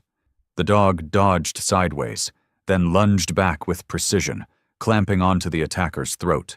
There was no time to confirm kills. Jack's gaze swept the room. The dogs were overwhelming the guards, but the enemy numbers were still high, and they had the advantage in firepower. He had to end this before the odds turned against them. "We need that door open," Evelyn panted, her fingers flying across the keypad as she worked to crack the system. Samuel rushed to cover her, shooting down another guard attempting to close in. But right then, other doors slid open, and another squad of heavily armored soldiers stormed in. A volley of bullets zipped past Jack's head, forcing him to drop back. Ace barked sharply, a warning of immediate danger. "Damn it, they're not giving up easy," Jack growled, firing a shot straight into an enemy's head before lunging toward Evelyn. At that moment, the screen in front of her flickered, signaling the system was finally breached. A massive steel door behind them began to slide open, revealing a room filled with towering servers and control consoles, the heart of the entire operation. "We're in!" Evelyn shouted, bolting inside. Jack signaled to Ace to follow close, while the remaining dogs continued to fight outside. Once inside the control room, Evelyn rushed to a large terminal, her hands flying over the keyboard as lines of code flooded the screen. "Mason is definitely here," Samuel warned, his weapon at the ready. "He's not letting us leave that easy." "Then we move faster," Jack answered, his voice cold and focused. Heavy footsteps thundered down the hallway, more guards closing in fast. Jack took his position, his finger tightening on the trigger as he felt Ace breathing beside him, steady and sharp. The dog stayed perfectly still, eyes scanning the room, ready to strike. Gunfire intensified outside. The dogs they'd freed from their cages were still fighting, ripping into the guards with relentless fury, but the enemy kept coming. If they didn't act soon, the balance would tip. Jack motioned for Samuel and Evelyn to focus on the data, while he and Ace held the line. Every second counted now. Evelyn settled in front of the main control terminal, her keystrokes rapid and precise. File after file appeared on the screen, all stamped with the Sentinel K9 project designation, the twisted program that had turned loyal dogs into living weapons. Her jaw clenched as she worked to decrypt the data, while Samuel covered her, his rifle trained on the entrance. Jack stepped forward, cutting down 2 advancing soldiers, but before he could adjust, another burst of gunfire screamed past his head. He ducked low on instinct. Ace reacted instantly, surging forward like lightning, weaving through the hail of bullets, and slamming into the attacker. The soldier screamed, panic flaring in his eyes as Ace tackled him, jaws locking around his wrist and forcing him to drop his weapon. The blaring alarm shrieked down the corridor like a blade slicing through the air. immediately throwing Jack and the entire team into a state of heightened alert. Red warning lights flashed continuously, reflected off the cold steel walls, signaling that the entire facility had been placed under emergency lockdown. The freed dogs still stood beside Jack and Ace, their eyes glowing in the darkness, unfazed by what was about to unfold. Jack crouched lower, his grip tightening on his rifle as he scanned the surroundings. Armed guards were pouring out from every door, rifles raised and ready to fire. He turned to Ace. The dog remained steady, ears pricked forward, growling low in its throat like a combat machine powering up. Without needing a command, Ace lunged at the nearest soldier, moving like a flash of lightning. Its sharp teeth sank deep into the enemy's arm, causing him to scream in pain and drop his weapon. The other dogs, seeing Ace's reaction, immediately followed suit. A real battle erupted in the narrow corridor. Gunfire rang out, snarls and screams blended into a brutal, chaotic symphony. Jack wasted no time. He raised his rifle and fired, taking down 2 soldiers charging from the right. Samuel held the rear, providing cover fire while Evelyn pushed forward, searching for a way to access the facility's main control center. "Jack, we need to move now!" Evelyn shouted as she ran toward the thick metal door leading to the heart of the research complex. Jack nodded, sprinting after her, taking down a soldier aiming at Ace along the way. The dog sidestepped the shot and countered with a precise leap, clamping onto the attacker's throat. There was no time to check for casualties. Jack quickly scanned the area. The dogs were overwhelming the guards, but the enemy was still numerous and better armed. He needed to end this before the odds turned against them. "We need that door open," Evelyn panted, her fingers flying across the keypad as she tried to crack the system. Samuel rushed in to cover her, shooting down another guard closing in. But just then, more doors opened, and another squad of heavily armored soldiers stormed in. A volley of bullets zipped past Jack's head, forcing him to retreat. Ace barked sharply, a clear warning. "Damn it, they're not giving up," Jack growled, firing a round into an enemy's head before bolting toward Evelyn. At that moment, the screen in front of her flickered, signaling the system was finally breached. A massive steel door behind them slid open slowly, revealing a room filled with towering servers and control consoles, the nerve center of the entire operation. "We're in!" Evelyn yelled, running inside. Jack motioned for Ace to follow, while the remaining dogs kept fighting outside. Once inside the control room, Evelyn rushed to a large terminal, her hands moving quickly over the keyboard as lines of code streamed across the screen. "Mason is definitely here," Samuel warned, his weapon steady. "He won't let us leave easily." "Then we move faster," Jack said coldly. Footsteps thundered in the hallway, more guards on the way. Jack took his position, finger tightening on the trigger, as he felt Ace's rapid breathing beside him. The dog remained perfectly still, eyes sharp as it scanned the room, ready to strike at any threat. The gunfire intensified outside. The dogs they'd freed were still fighting, tearing through guards with relentless fury. But the enemy numbers were overwhelming. If they didn't act soon, they'd lose their chance. Jack signaled for Samuel and Evelyn to press into the data hub, while he and Ace held the line. Every second mattered now. Evelyn sat at the main terminal, typing rapidly. File after file popped up on the screen, all stamped with Sentinel K-9 project designations, the horrific program that turned loyal dogs into living weapons. Her jaw clenched as she worked, decrypting as quickly as she could. Samuel covered her, rifle aimed at the door. Jack moved forward, taking down 2 soldiers rushing in, but a hail of bullets forced him to drop low again. Ace reacted instantly, lunging forward and weaving through the gunfire. The dog leaped straight onto the enemy, its jaws clamping onto the man's wrist, forcing him to release his weapon. "We're almost there! Just a few more minutes!" Evelyn shouted from the console, but Jack knew they didn't have that long. Reinforcements were still flooding in from every direction, and one wrong move would seal their fate. Suddenly, Ace broke away from his last target, ears standing rigid, panting hard. Jack recognized the change in the dog's posture. It had sensed something else, something worse. He turned sharply, eyes fixed on the control room entrance. A tall figure emerged, walking slowly with undeniable authority. A crisp military uniform, gleaming insignia. Richard Mason. "You really thought you could walk in here and take something without being noticed?"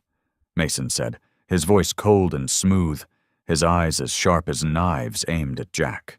Jack tightened his grip on the gun, feeling his body coil like an overstrung wire. "It's over, Mason. All the evidence of what you've done is right here." Mason gave a cold smile, lifting his weapon and pointing it directly at Jack. "Over? I don't think so." He advanced, calm and fearless. "Do you know why you're still alive, Jack? Because I wanted you to be. I let some leaks slip. I let you and your dog escape because I wanted to see where you'd go. And now, you've led me right to the most important part of this facility, the control center." "You're lying," Jack said through gritted teeth. "Am I?" Mason's smile didn't waver. "You really think you're in control here? One signal is all it takes to disable them, all of them, including your dog." At that moment, Ace growled deep in its throat. But it wasn't just rage. It was understanding. The dog sensed the threat Mason posed, the man who had turned animals like it into weapons of war. Ace stepped back, not to retreat, but to prepare to strike. "The thing is, Mason, you don't control Ace," Jack said, his voice dropping to a low, dangerous tone. Mason's eyebrows lifted, surprise flashing briefly before his smile vanished. But before he could react, Ace launched like lightning. It dodged Mason's shot by a fraction of a second, its teeth sinking deep into his arm. Mason screamed, the gun falling from his hand. Jack didn't hesitate. He charged forward, ripped the weapon away, and slammed a fist hard into Mason's face, sending him staggering. "We've got the data!" Evelyn shouted from the console. A sharp beep sounded, and the monitor flashed. "Access granted." Immediately, lines of data scrolled across the screens. Lists of all the dogs used in the experiments, direct orders from Mason, and most damning of all, evidence of government funding for the entire program. Evelyn worked fast, backing up everything while Jack pinned Mason to the ground, staring down at him. "We're going to expose you," Jack said, his voice cold. "You'll never hurt anyone again." Mason, pinned and bloodied, still smiled, a slow, chilling grin. "You think so?" he whispered. "Then you don't understand, Jack. This is just the tip of the iceberg." Before Jack could react, a faint beep sounded from Mason's wristwatch. Suddenly, new alarms blared. Different from before. On the monitor, red text flashed bright. "Self-destruct sequence activated. 5-minute countdown." Evelyn's eyes widened. "Damn it! He's triggered a remote destruction system." The alarm sirens continued to scream through the corridor as Jack forced Mason back toward the corner of the control center. The self-destruct system was still counting down each second, the red warning lights flashing against the metal walls, creating an atmosphere thick with tension and suffocating urgency. Ace moved slowly alongside Jack, its steps steady and deliberate, eyes locked onto Mason, the hunter waiting for the perfect moment to strike. Mason, though backed into a defensive position, showed no sign of panic. He wiped the blood trickling down from Ace's bite on his arm, then gave a mocking smile. "You really think I'm going to let it end here, Jack?" Jack tightened his grip on his weapon, his voice dropping into a low growl. "You've lost, Mason. All the data's been copied. The world's going to know what you did." Mason lowered his hand, his eyes betraying not a hint of worry. He tilted his head slightly, regarding Jack with a glimmer of amusement. "Lost?" he chuckled. "You're still so naive? You think a few files are going to bring me down? You have no idea what you're up against, Jack." Mason narrowed his eyes, his smile widening in self-satisfaction. He rotated his wrist and clenched his fist, preparing to strike again. But before he could move, a black shadow darted forward at terrifying speed. Ace, every inch the battle-hardened warrior, seized the opening the moment Mason let his guard slip. The dog lunged from Mason's blind spot, pouncing with a sharp twist of its body. Its powerful jaws clamped down hard on Mason's other arm, teeth ripping through the tactical sleeve. Mason roared, but instead of pulling away, he gritted his teeth and swung a brutal punch into Ace's ribs with all his strength. Ace was knocked back, but it didn't yelp in pain, didn't retreat. It rolled smoothly across the floor, landing on its feet, front paws skimming the slick surface to absorb the impact. Its sharp eyes never left its target, its body coiled, reading Mason's every move, analyzing his weakness. Mason shook out his bleeding arm, casting a warier glance toward Ace. "You really are a monster," he growled, but there was a hesitation in his voice that hadn't been there before. Jack didn't waste a second. He lunged forward, driving a vicious kick straight into Mason's knee. Mason reflexively moved to dodge, but he was a beat too slow. Jack's boot connected hard with the kneecap, forcing Mason to buckle for a split second. And that was all Ace needed. The dog leapt again, this time aiming not for Mason's arm, but his throat. Mason twisted at the last possible instant, dodging by a hair's breadth, but Ace had already accounted for it. Mid-air, Ace adjusted, claws slashing deep across Mason's chest, tearing through his tactical gear and carving a jagged line across his torso. Mason exhaled sharply, his balance thrown. Jack drove forward, ramming into him with his full weight, slamming him down onto the cold steel floor. The two men grappled in brutal close combat, trading punishing blows. Mason was stronger, but Jack had resilience and hard-won experience on his side. Jack wrestled his weapon into position, pressing the muzzle toward Mason.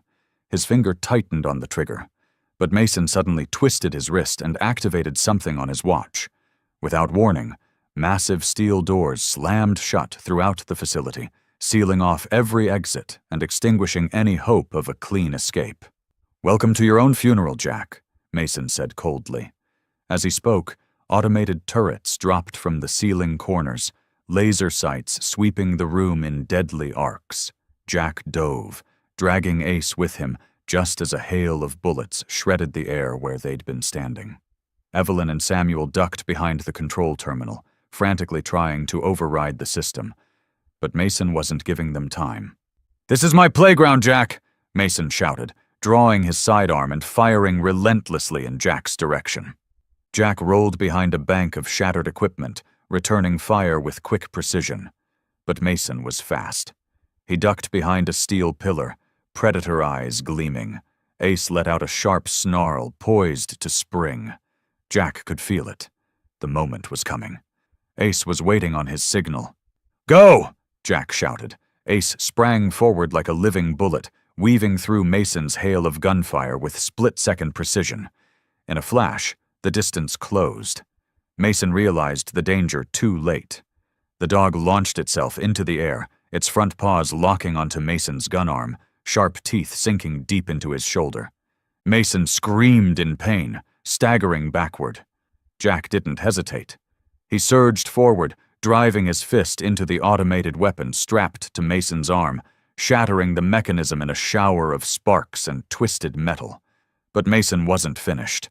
Gritting his teeth, he swung his free arm, landing a brutal punch against Ace's ribs, forcing the dog to leap back, snarling but undeterred. Jack pivoted, bringing his full weight into a vicious uppercut that cracked hard against Mason's jaw. Mason reeled but somehow stayed on his feet.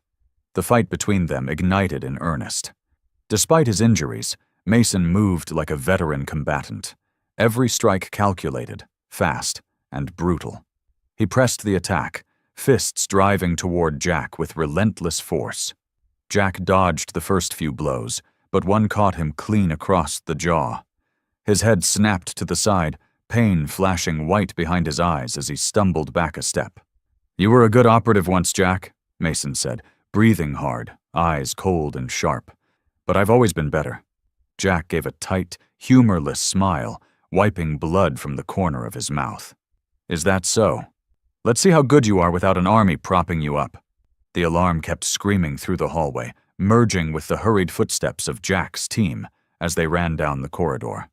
Under their feet, the metal floor shuddered from the small detonations triggered by the self-destruct sequence. Everything was collapsing around them. But the final fight was far from over. Jack tightened his grip on Mason's arm, forcing him forward. Blood smeared the floor in thick streaks, reflecting the pulsing red lights of the emergency alarms. Mason, though bloodied and battered, still walked with an arrogant defiance. His face, streaked with sweat and pain, carried none of the regret it should have. His eyes remained cold, devoid of fear. As they pushed into the main hallway, Mason let out a dry, humorless laugh. "You really think this is over?" he said, his voice low and taunting. Before Jack could react, Mason twisted sharply. A slender blade snapped from his sleeve, a compact, razor-edged dagger. In a fluid, practiced move, he slashed through the restraints binding his wrists. Jack cursed, lifting his weapon on instinct, but Mason was faster. He lunged straight at Jack, the blade gleaming under the flicker of red lights. Jack sprang back, catching Mason's wrist, and the two of them crashed together in a brutal grapple. Mason fought like the trained killer he was, his strikes vicious and relentless. He came at Jack with rapid, powerful swipes of the knife, aiming for vital spots with ruthless efficiency. Jack twisted, ducked, staying just out of reach. But he knew it wouldn't take much. One slip, one wrong move. That's all Mason needed. Ace, despite his injuries, didn't stay idle. The dog hung back, eyes locked on Mason's every move. Ace understood exactly what was happening. He understood Jack needed him, but he also knew to wait for the perfect moment. Jack pivoted hard, dodging a direct thrust. The blade sliced through his sleeve, tearing a deep gash in the fabric, narrowly missing skin.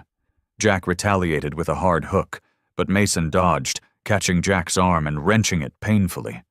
Jack ground his teeth, feeling the joint strain under Mason's grip.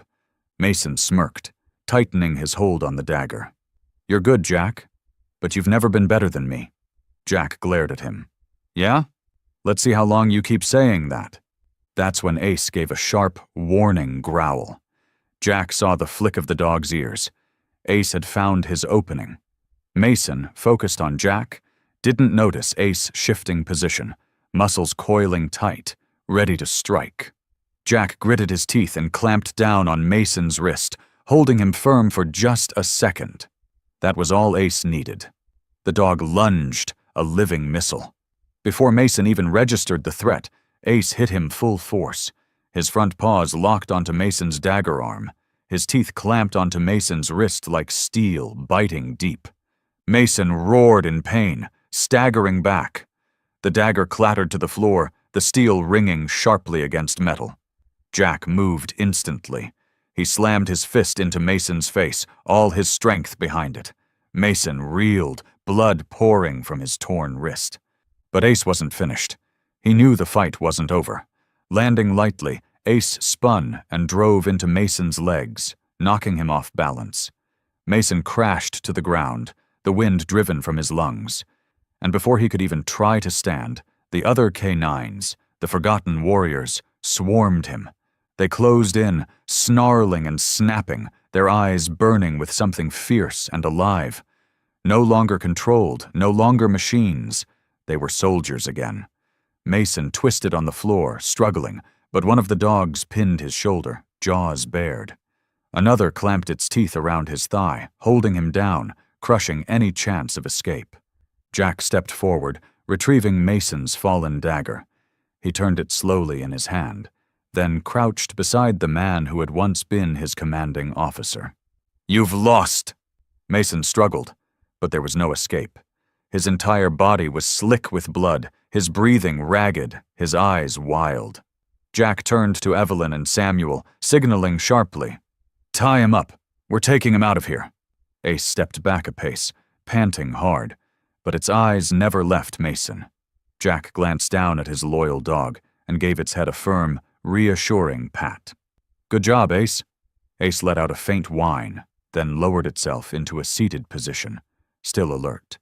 The alarm sirens blared incessantly, mixing with the red lights flashing across the steel walls, a relentless warning that the research center's self-destruct sequence was underway. Heat from minor detonations rippled through the space, making the floor beneath them tremble. Jack scanned their surroundings, realizing fast that time was running out. If they didn't get clear in the next few minutes, they'd be buried beneath the wreckage. He clenched his grip on Mason's arm and yanked him upright. But before he could speak, Ace lunged forward, planting itself directly in front of Jack. The dog let out a sharp, deliberate bark, its ears flicking toward one direction, its keen eyes silently urging him. Jack knelt, resting his hand on Ace's head. "You found a way out, huh?" Ace didn't wait for further instruction. It spun around and bolted toward the hallway on the left, claws scraping loudly against the slick floors, the sound echoing down the narrow space. Jack understood instantly. Ace had found an escape route. He gestured to Evelyn and Samuel. "Follow Ace, it knows the way." Evelyn didn't hesitate. She grabbed the backpack containing their extracted data and ran close behind Jack. Samuel dragged Mason with him, the man too weak to resist much now, his blood loss from the earlier wounds taking its toll. The other K9s, once forgotten soldiers, now fully trusted Ace. They turned in unison, following Ace's lead without hesitation, their eyes burning bright under the flicker of the alarm lights. Ace led them through a narrow hallway, its walls fractured and littered with shards of broken glass. From behind, the thunder of another explosion rumbled through the collapsing upper levels. Every step they took was shadowed by the pressure wave of destruction creeping closer. But Ace maintained a steady pace, never slowing, not even for an instant. It ran on instinct, on memories of every corridor and passage it had once been imprisoned in. Up ahead, a massive steel door blocked their path, locked from the inside. Jack cursed under his breath. There was no way to break through it in such a short amount of time. Ace barked sharply once, then suddenly jumped up, pressing his muzzle firmly against a control panel on the wall. A series of beeps sounded, green lights flashing across the panel. In that brief instant, Jack realized Ace wasn't just leading them to safety. He remembered how the facility operated. He knew exactly where to press to disable the door locks. The door groaned, then slowly slid open. A rush of cold air swept in from outside, carrying with it the breath of freedom. But just then, another massive explosion echoed from behind them. Part of the ceiling collapsed, blocking their way out. Samuel turned back, shouting, "We can't get through!" Jack clenched his teeth. But before he could think of a solution, Ace had already leapt forward. He lowered his head, sniffed briefly, and then started digging through the rubble with his powerful paws. The other K9s, seeing him, immediately joined in, using their claws and teeth to drag away chunks of concrete and twisted metal. Jack stood still for a few seconds, his chest tightening as he watched them. These were no longer mind-controlled experimental dogs. They were fighting for their own lives now. "Everyone, give them a hand," Jack ordered. Evelyn and Samuel jumped into action, pushing aside heavy metal sheets alongside him. They all worked frantically while the warning blared from the speakers overhead. "Facility will self-destruct in 1 minute." Jack felt his pulse pounding, but he didn't stop. Ace didn't either. Dust and ash clung to his fur, but he kept digging, kept fighting to clear a way forward as if this were the only mission that mattered. Then suddenly, an opening appeared through the debris, a gap wide enough for them to crawl through. "We've got a way out!" Samuel shouted. Ace jumped back, stepping aside as if to let them pass. Jack ducked down first, squeezing through the gap and dragging Mason with him. Evelyn and Samuel followed quickly. The other K9s crawled through one by one, but just as Ace approached the gap, another loud crash erupted behind them. A chunk of the ceiling had collapsed again. "Ace!" Jack shouted. Dust clouded his vision. Jack spun around, straining to see whether Ace had made it. Panic clawed at his chest. Then, through the dense smoke, a shape emerged. Ace, covered in dust but alive. He jumped through the gap, bounding toward Jack. Jack caught him instantly, wrapping his arms tightly around the dog as if refusing to ever let him go again. "Good boy, Ace," he whispered. There was no time to rest. The group kept running. Ahead of them was a tunnel leading out toward the forest. Jack could feel the breath of freedom getting closer, but he also knew that as soon as they stepped out, a new battle would be waiting. The other K9s ran at Ace's side. They were no longer controlled weapons. They were warriors. They had reclaimed their freedom, and Ace was their standard bearer. As they cleared the tunnel and emerged outside, faint explosions continued to echo from the research facility behind them. Dust and ash swirled in the air, the acrid stench of smoke clinging to their clothes. But in the middle of all that chaos, Ace suddenly stopped. Jack noticed immediately. The loyal K9 didn't keep running like the others. Instead, he turned, staring back at the collapsing ruins. His ears were pricked up, his gaze cutting through the thick smoke. A low whine rumbled from deep in his throat, a sound Jack had never heard from him before. Jack frowned. "Ace, let's go, we don't have time." But Ace didn't listen. He growled, then suddenly bolted back toward the crumbling building. Jack's stomach dropped. "Ace, stop!" But the dog was gone, darting back through the burning wreckage, disappearing into the dust and smoke. Jack swore loudly and moved to follow, but Evelyn and Samuel grabbed his arms. "Damn it, Jack! You can't go back in there, it's too dangerous!" Evelyn shouted, her eyes wide with fear. Jack shook her off, his voice sharp and furious. "Ace is still in there." Samuel panted, trying to see through the smoke. What the hell is he going back for? And then Jack realized the answer. A faint, painful moan echoed from deep inside, the voice of a man. There was no mistaking it. Richard Mason. Ace had gone back to save him. Inside the collapsing research facility, the air was thick with smoke and suffocating heat.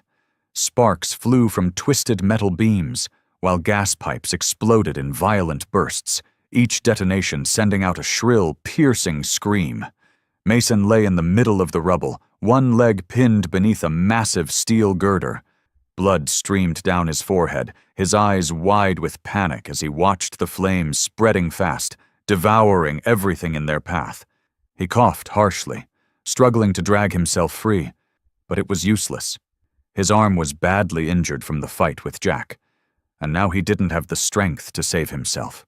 And then, through the haze of smoke, a figure appeared. Ace.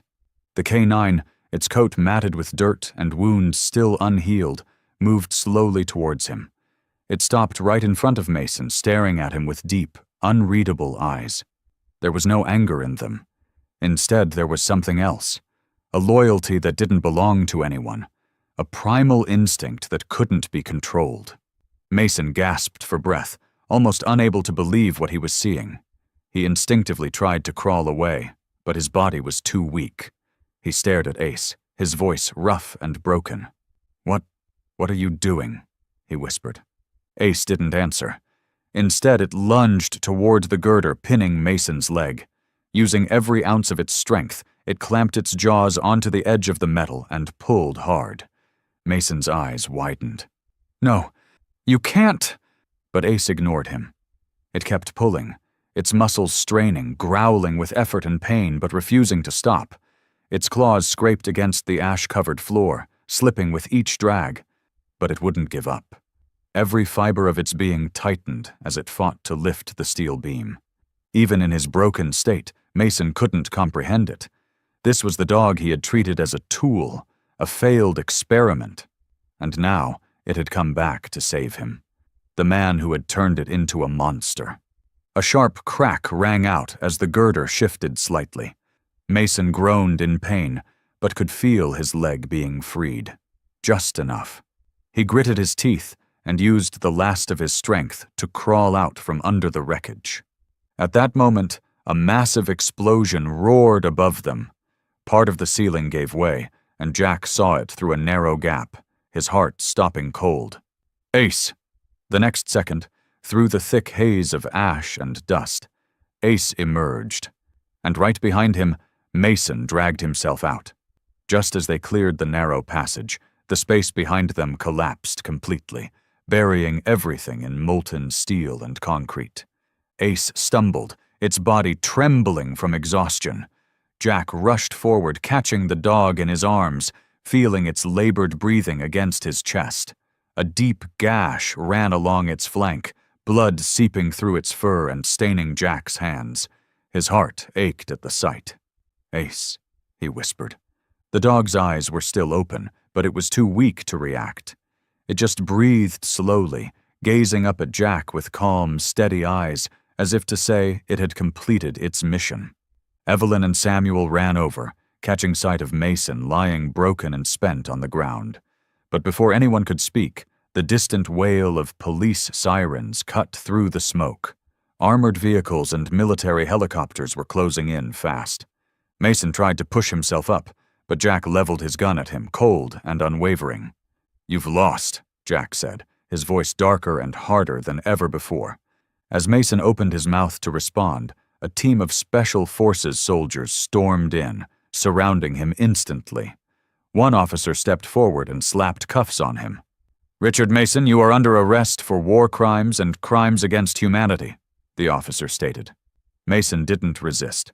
He looked down at his bound hands, then glanced over at Ace, still lying in Jack's arms.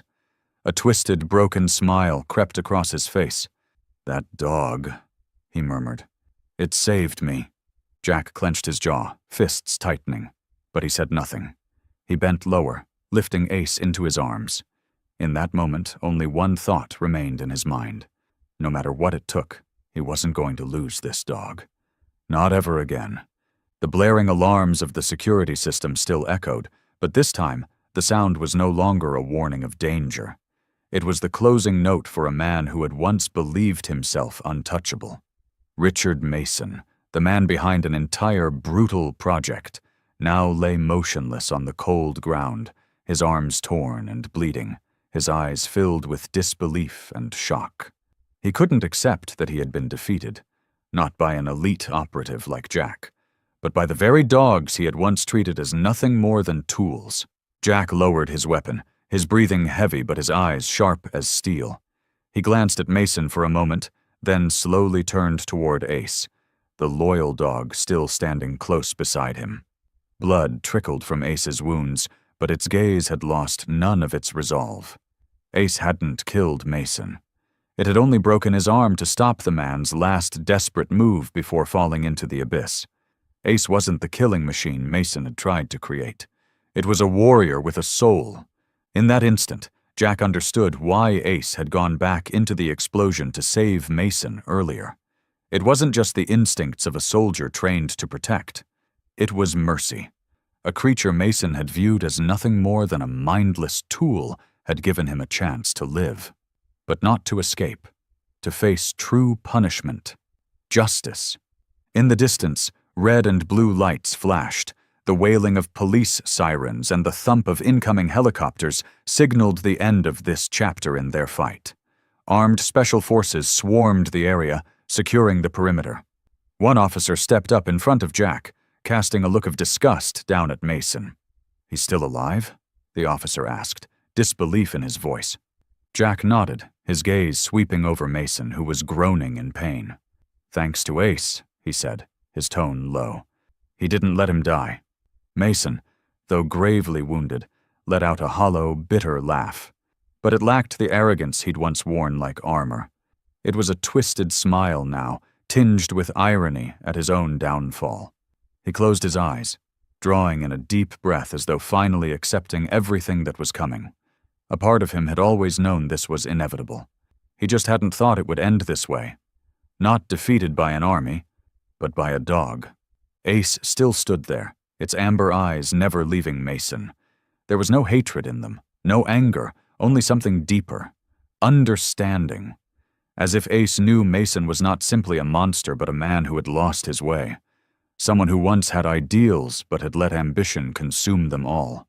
Mason opened his eyes and met Ace's gaze. And for the first time in a long time, something stirred in him. Regret. Late and useless, but real. The dog he'd once seen as nothing but an instrument had shown more mercy than he ever had. It hadn't killed him, though it could have. It had spared him, so he could live and pay. The officer gave a signal, and two soldiers moved in, lifting Mason to his feet and locking his wrists in steel cuffs. He didn't resist. He didn't fight. He just stayed silent, his eyes distant as they dragged him away through the rubble-filled corridor. He knew he would never return here. He knew he had lost, not just the battle, but his entire life. Evelyn stepped up beside Jack, her eyes following Mason's diminishing figure. "Do you think he regrets it?" she asked, her voice thoughtful. Jack exhaled slowly, then looked down at Ace, who had made the choice for all of them. "I think," he said quietly, "if a dog can teach him something, maybe somewhere deep down there's still something human left in him." Samuel moved closer, checking Ace's wounds. "He needs treatment now," Samuel said, his tone urgent. Jack dropped to one knee, gently resting his hand on Ace's head. "We're done, Ace," he said softly. "We did it." Ace gave a faint whine, but its eyes were no longer tense. It rested its head against Jack's hand, as if it could finally rest after a battle that had lasted too long. The wounds, the fights, they were all worth it. Because in the end, they had won the justice they had fought for. The police continued sweeping the site, while special forces moved into the central room to secure the remaining data. But for Jack, Evelyn, and Samuel, the war was over. What mattered now was making sure Ace survived, and looking ahead to a future where animals like Ace would never be exploited again. Jack stood up, his gaze fixed on the armored vehicle as it carried Mason farther away.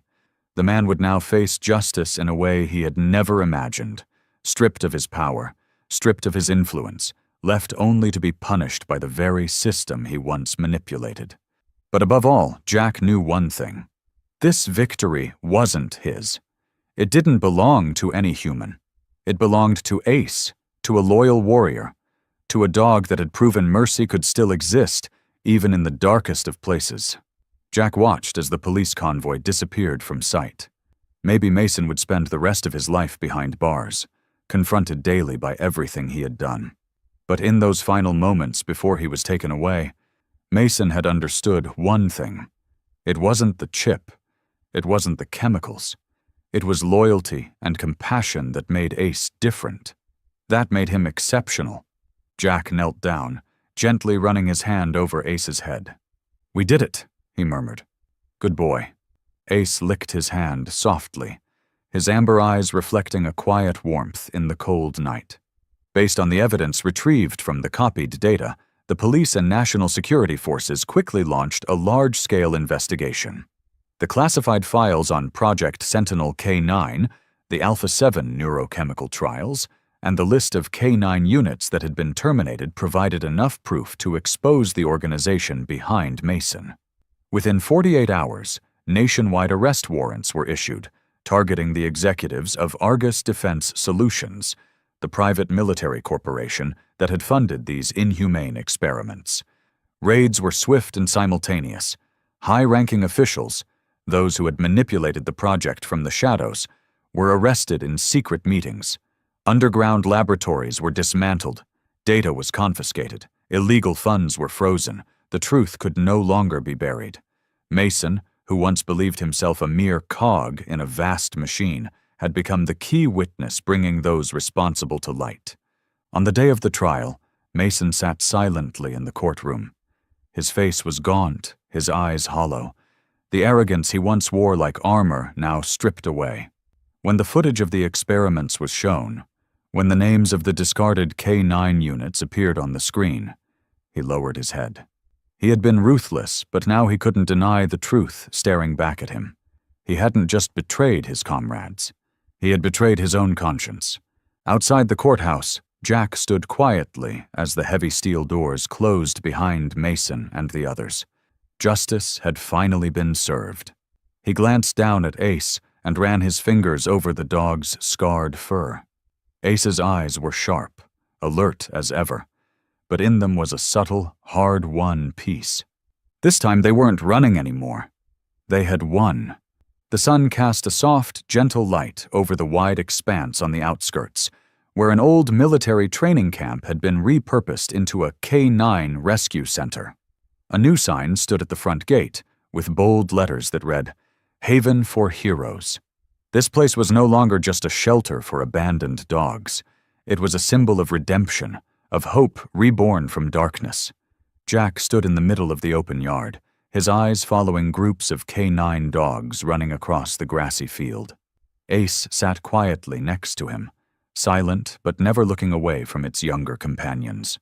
These dogs, once victims of inhumane experiments, once treated as tools of war, now had a chance to live freely.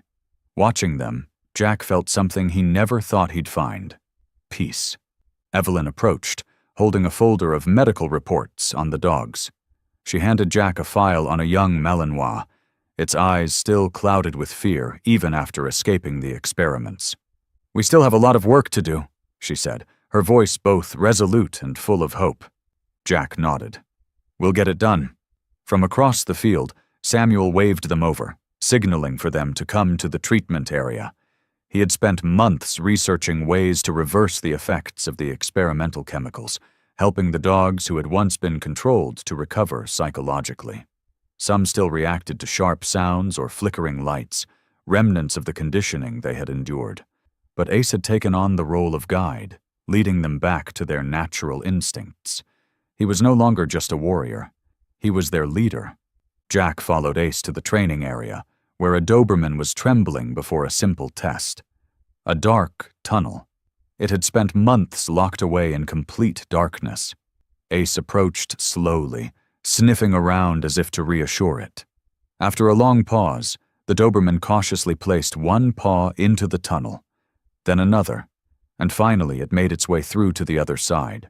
A small step, but a monumental breakthrough. Jack crouched down, his hand gently resting on Ace's head. "You've always been the leader, haven't you?" Ace licked his hand softly, as if to answer yes. A few days later, Jack sat in his office, staring at an old photo on the desk. One of him, Alex Carter, and Ace during their last mission. He no longer felt the weight that used to bear down on him every time he looked at it. Now, it was a memory he could honor without pain. PTSD no longer consumed him like it once had. His journey with Ace had saved him in a way he never thought possible. Suddenly, familiar barking echoed from the yard. Jack stepped outside and saw a young couple visiting the center. Beside them was a little girl, about 8 years old, standing shyly behind her mother as a shepherd dog approached.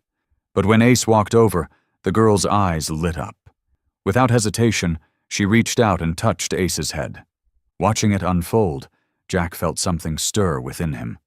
Ace had been a soldier, a victim, a survivor. But more than that, he was a hero who had given life back to countless others, both human and canine. Evelyn came up beside Jack, smiling softly. "Are you ready for a new life, Jack?" He took a deep breath and returned her smile. A genuine one, no longer weighed down by shadows or burdens. Then he looked down at Ace, the loyal dog who had walked with him through every battle, every danger, and now stood by him in peace. "I think I am," Jack said. The morning was calm at Haven for Heroes.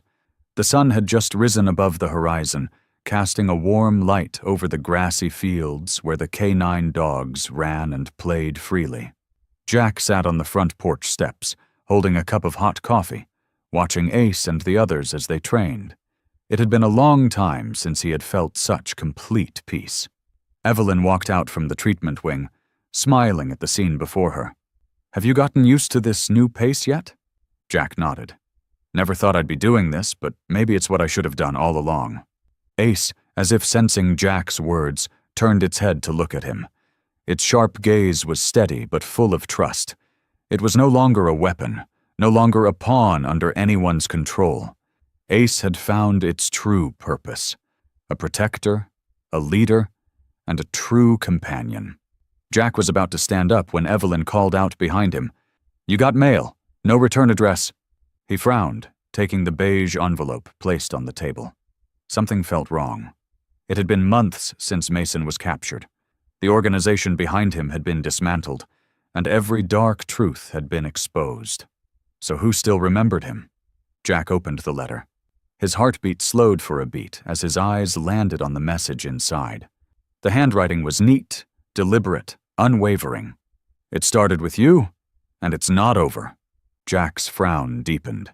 He clenched the edge of the letter tighter. Beneath the sheet of paper was an old photograph, one of himself in his Special Forces uniform, back when he served under Mason. In the picture, he stood with a group of soldiers, all smiling brightly after a successful mission. But there was one detail that made Jack's blood run cold.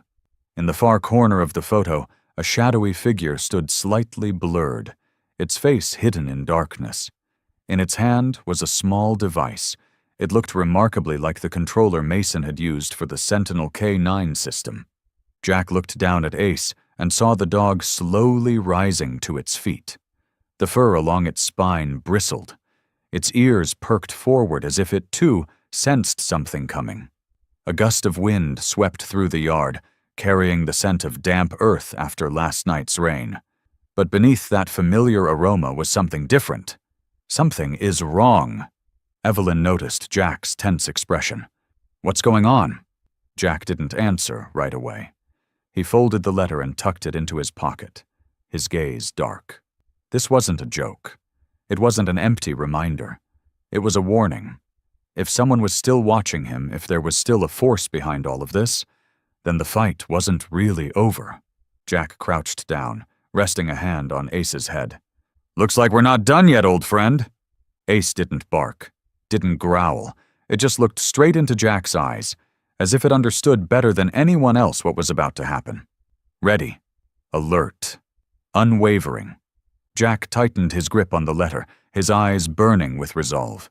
He had been a soldier, a survivor, and now a protector. But if the past had come back to find him, if there were still those who threatened the freedom of the innocent, he wouldn't hesitate to stand up and fight again. Evelyn stood quietly beside him. She recognized that look in his eyes, the look of a man prepared to face whatever lay ahead. Far in the distance, the sun continued to shine over a cloudless blue sky. The old war may have ended, but a new chapter was about to begin. And this time, Jack and Ace would write it together. Their journey wasn't just a quest for justice, it was a testament to loyalty, resilience, and an unbreakable will. From being a weapon of war, Ace had risen beyond its fate to become a symbol of freedom. Jack, once trapped by his past, had finally found the true meaning of duty and companionship. They hadn't just reclaimed justice for the forgotten soldiers, they had proved that mercy and love are the strongest forces of all. And this story leaves one important question behind. What truly makes a warrior? Perhaps it's not just strength, but the choice between humanity and cruelty. Share your thoughts in the comments.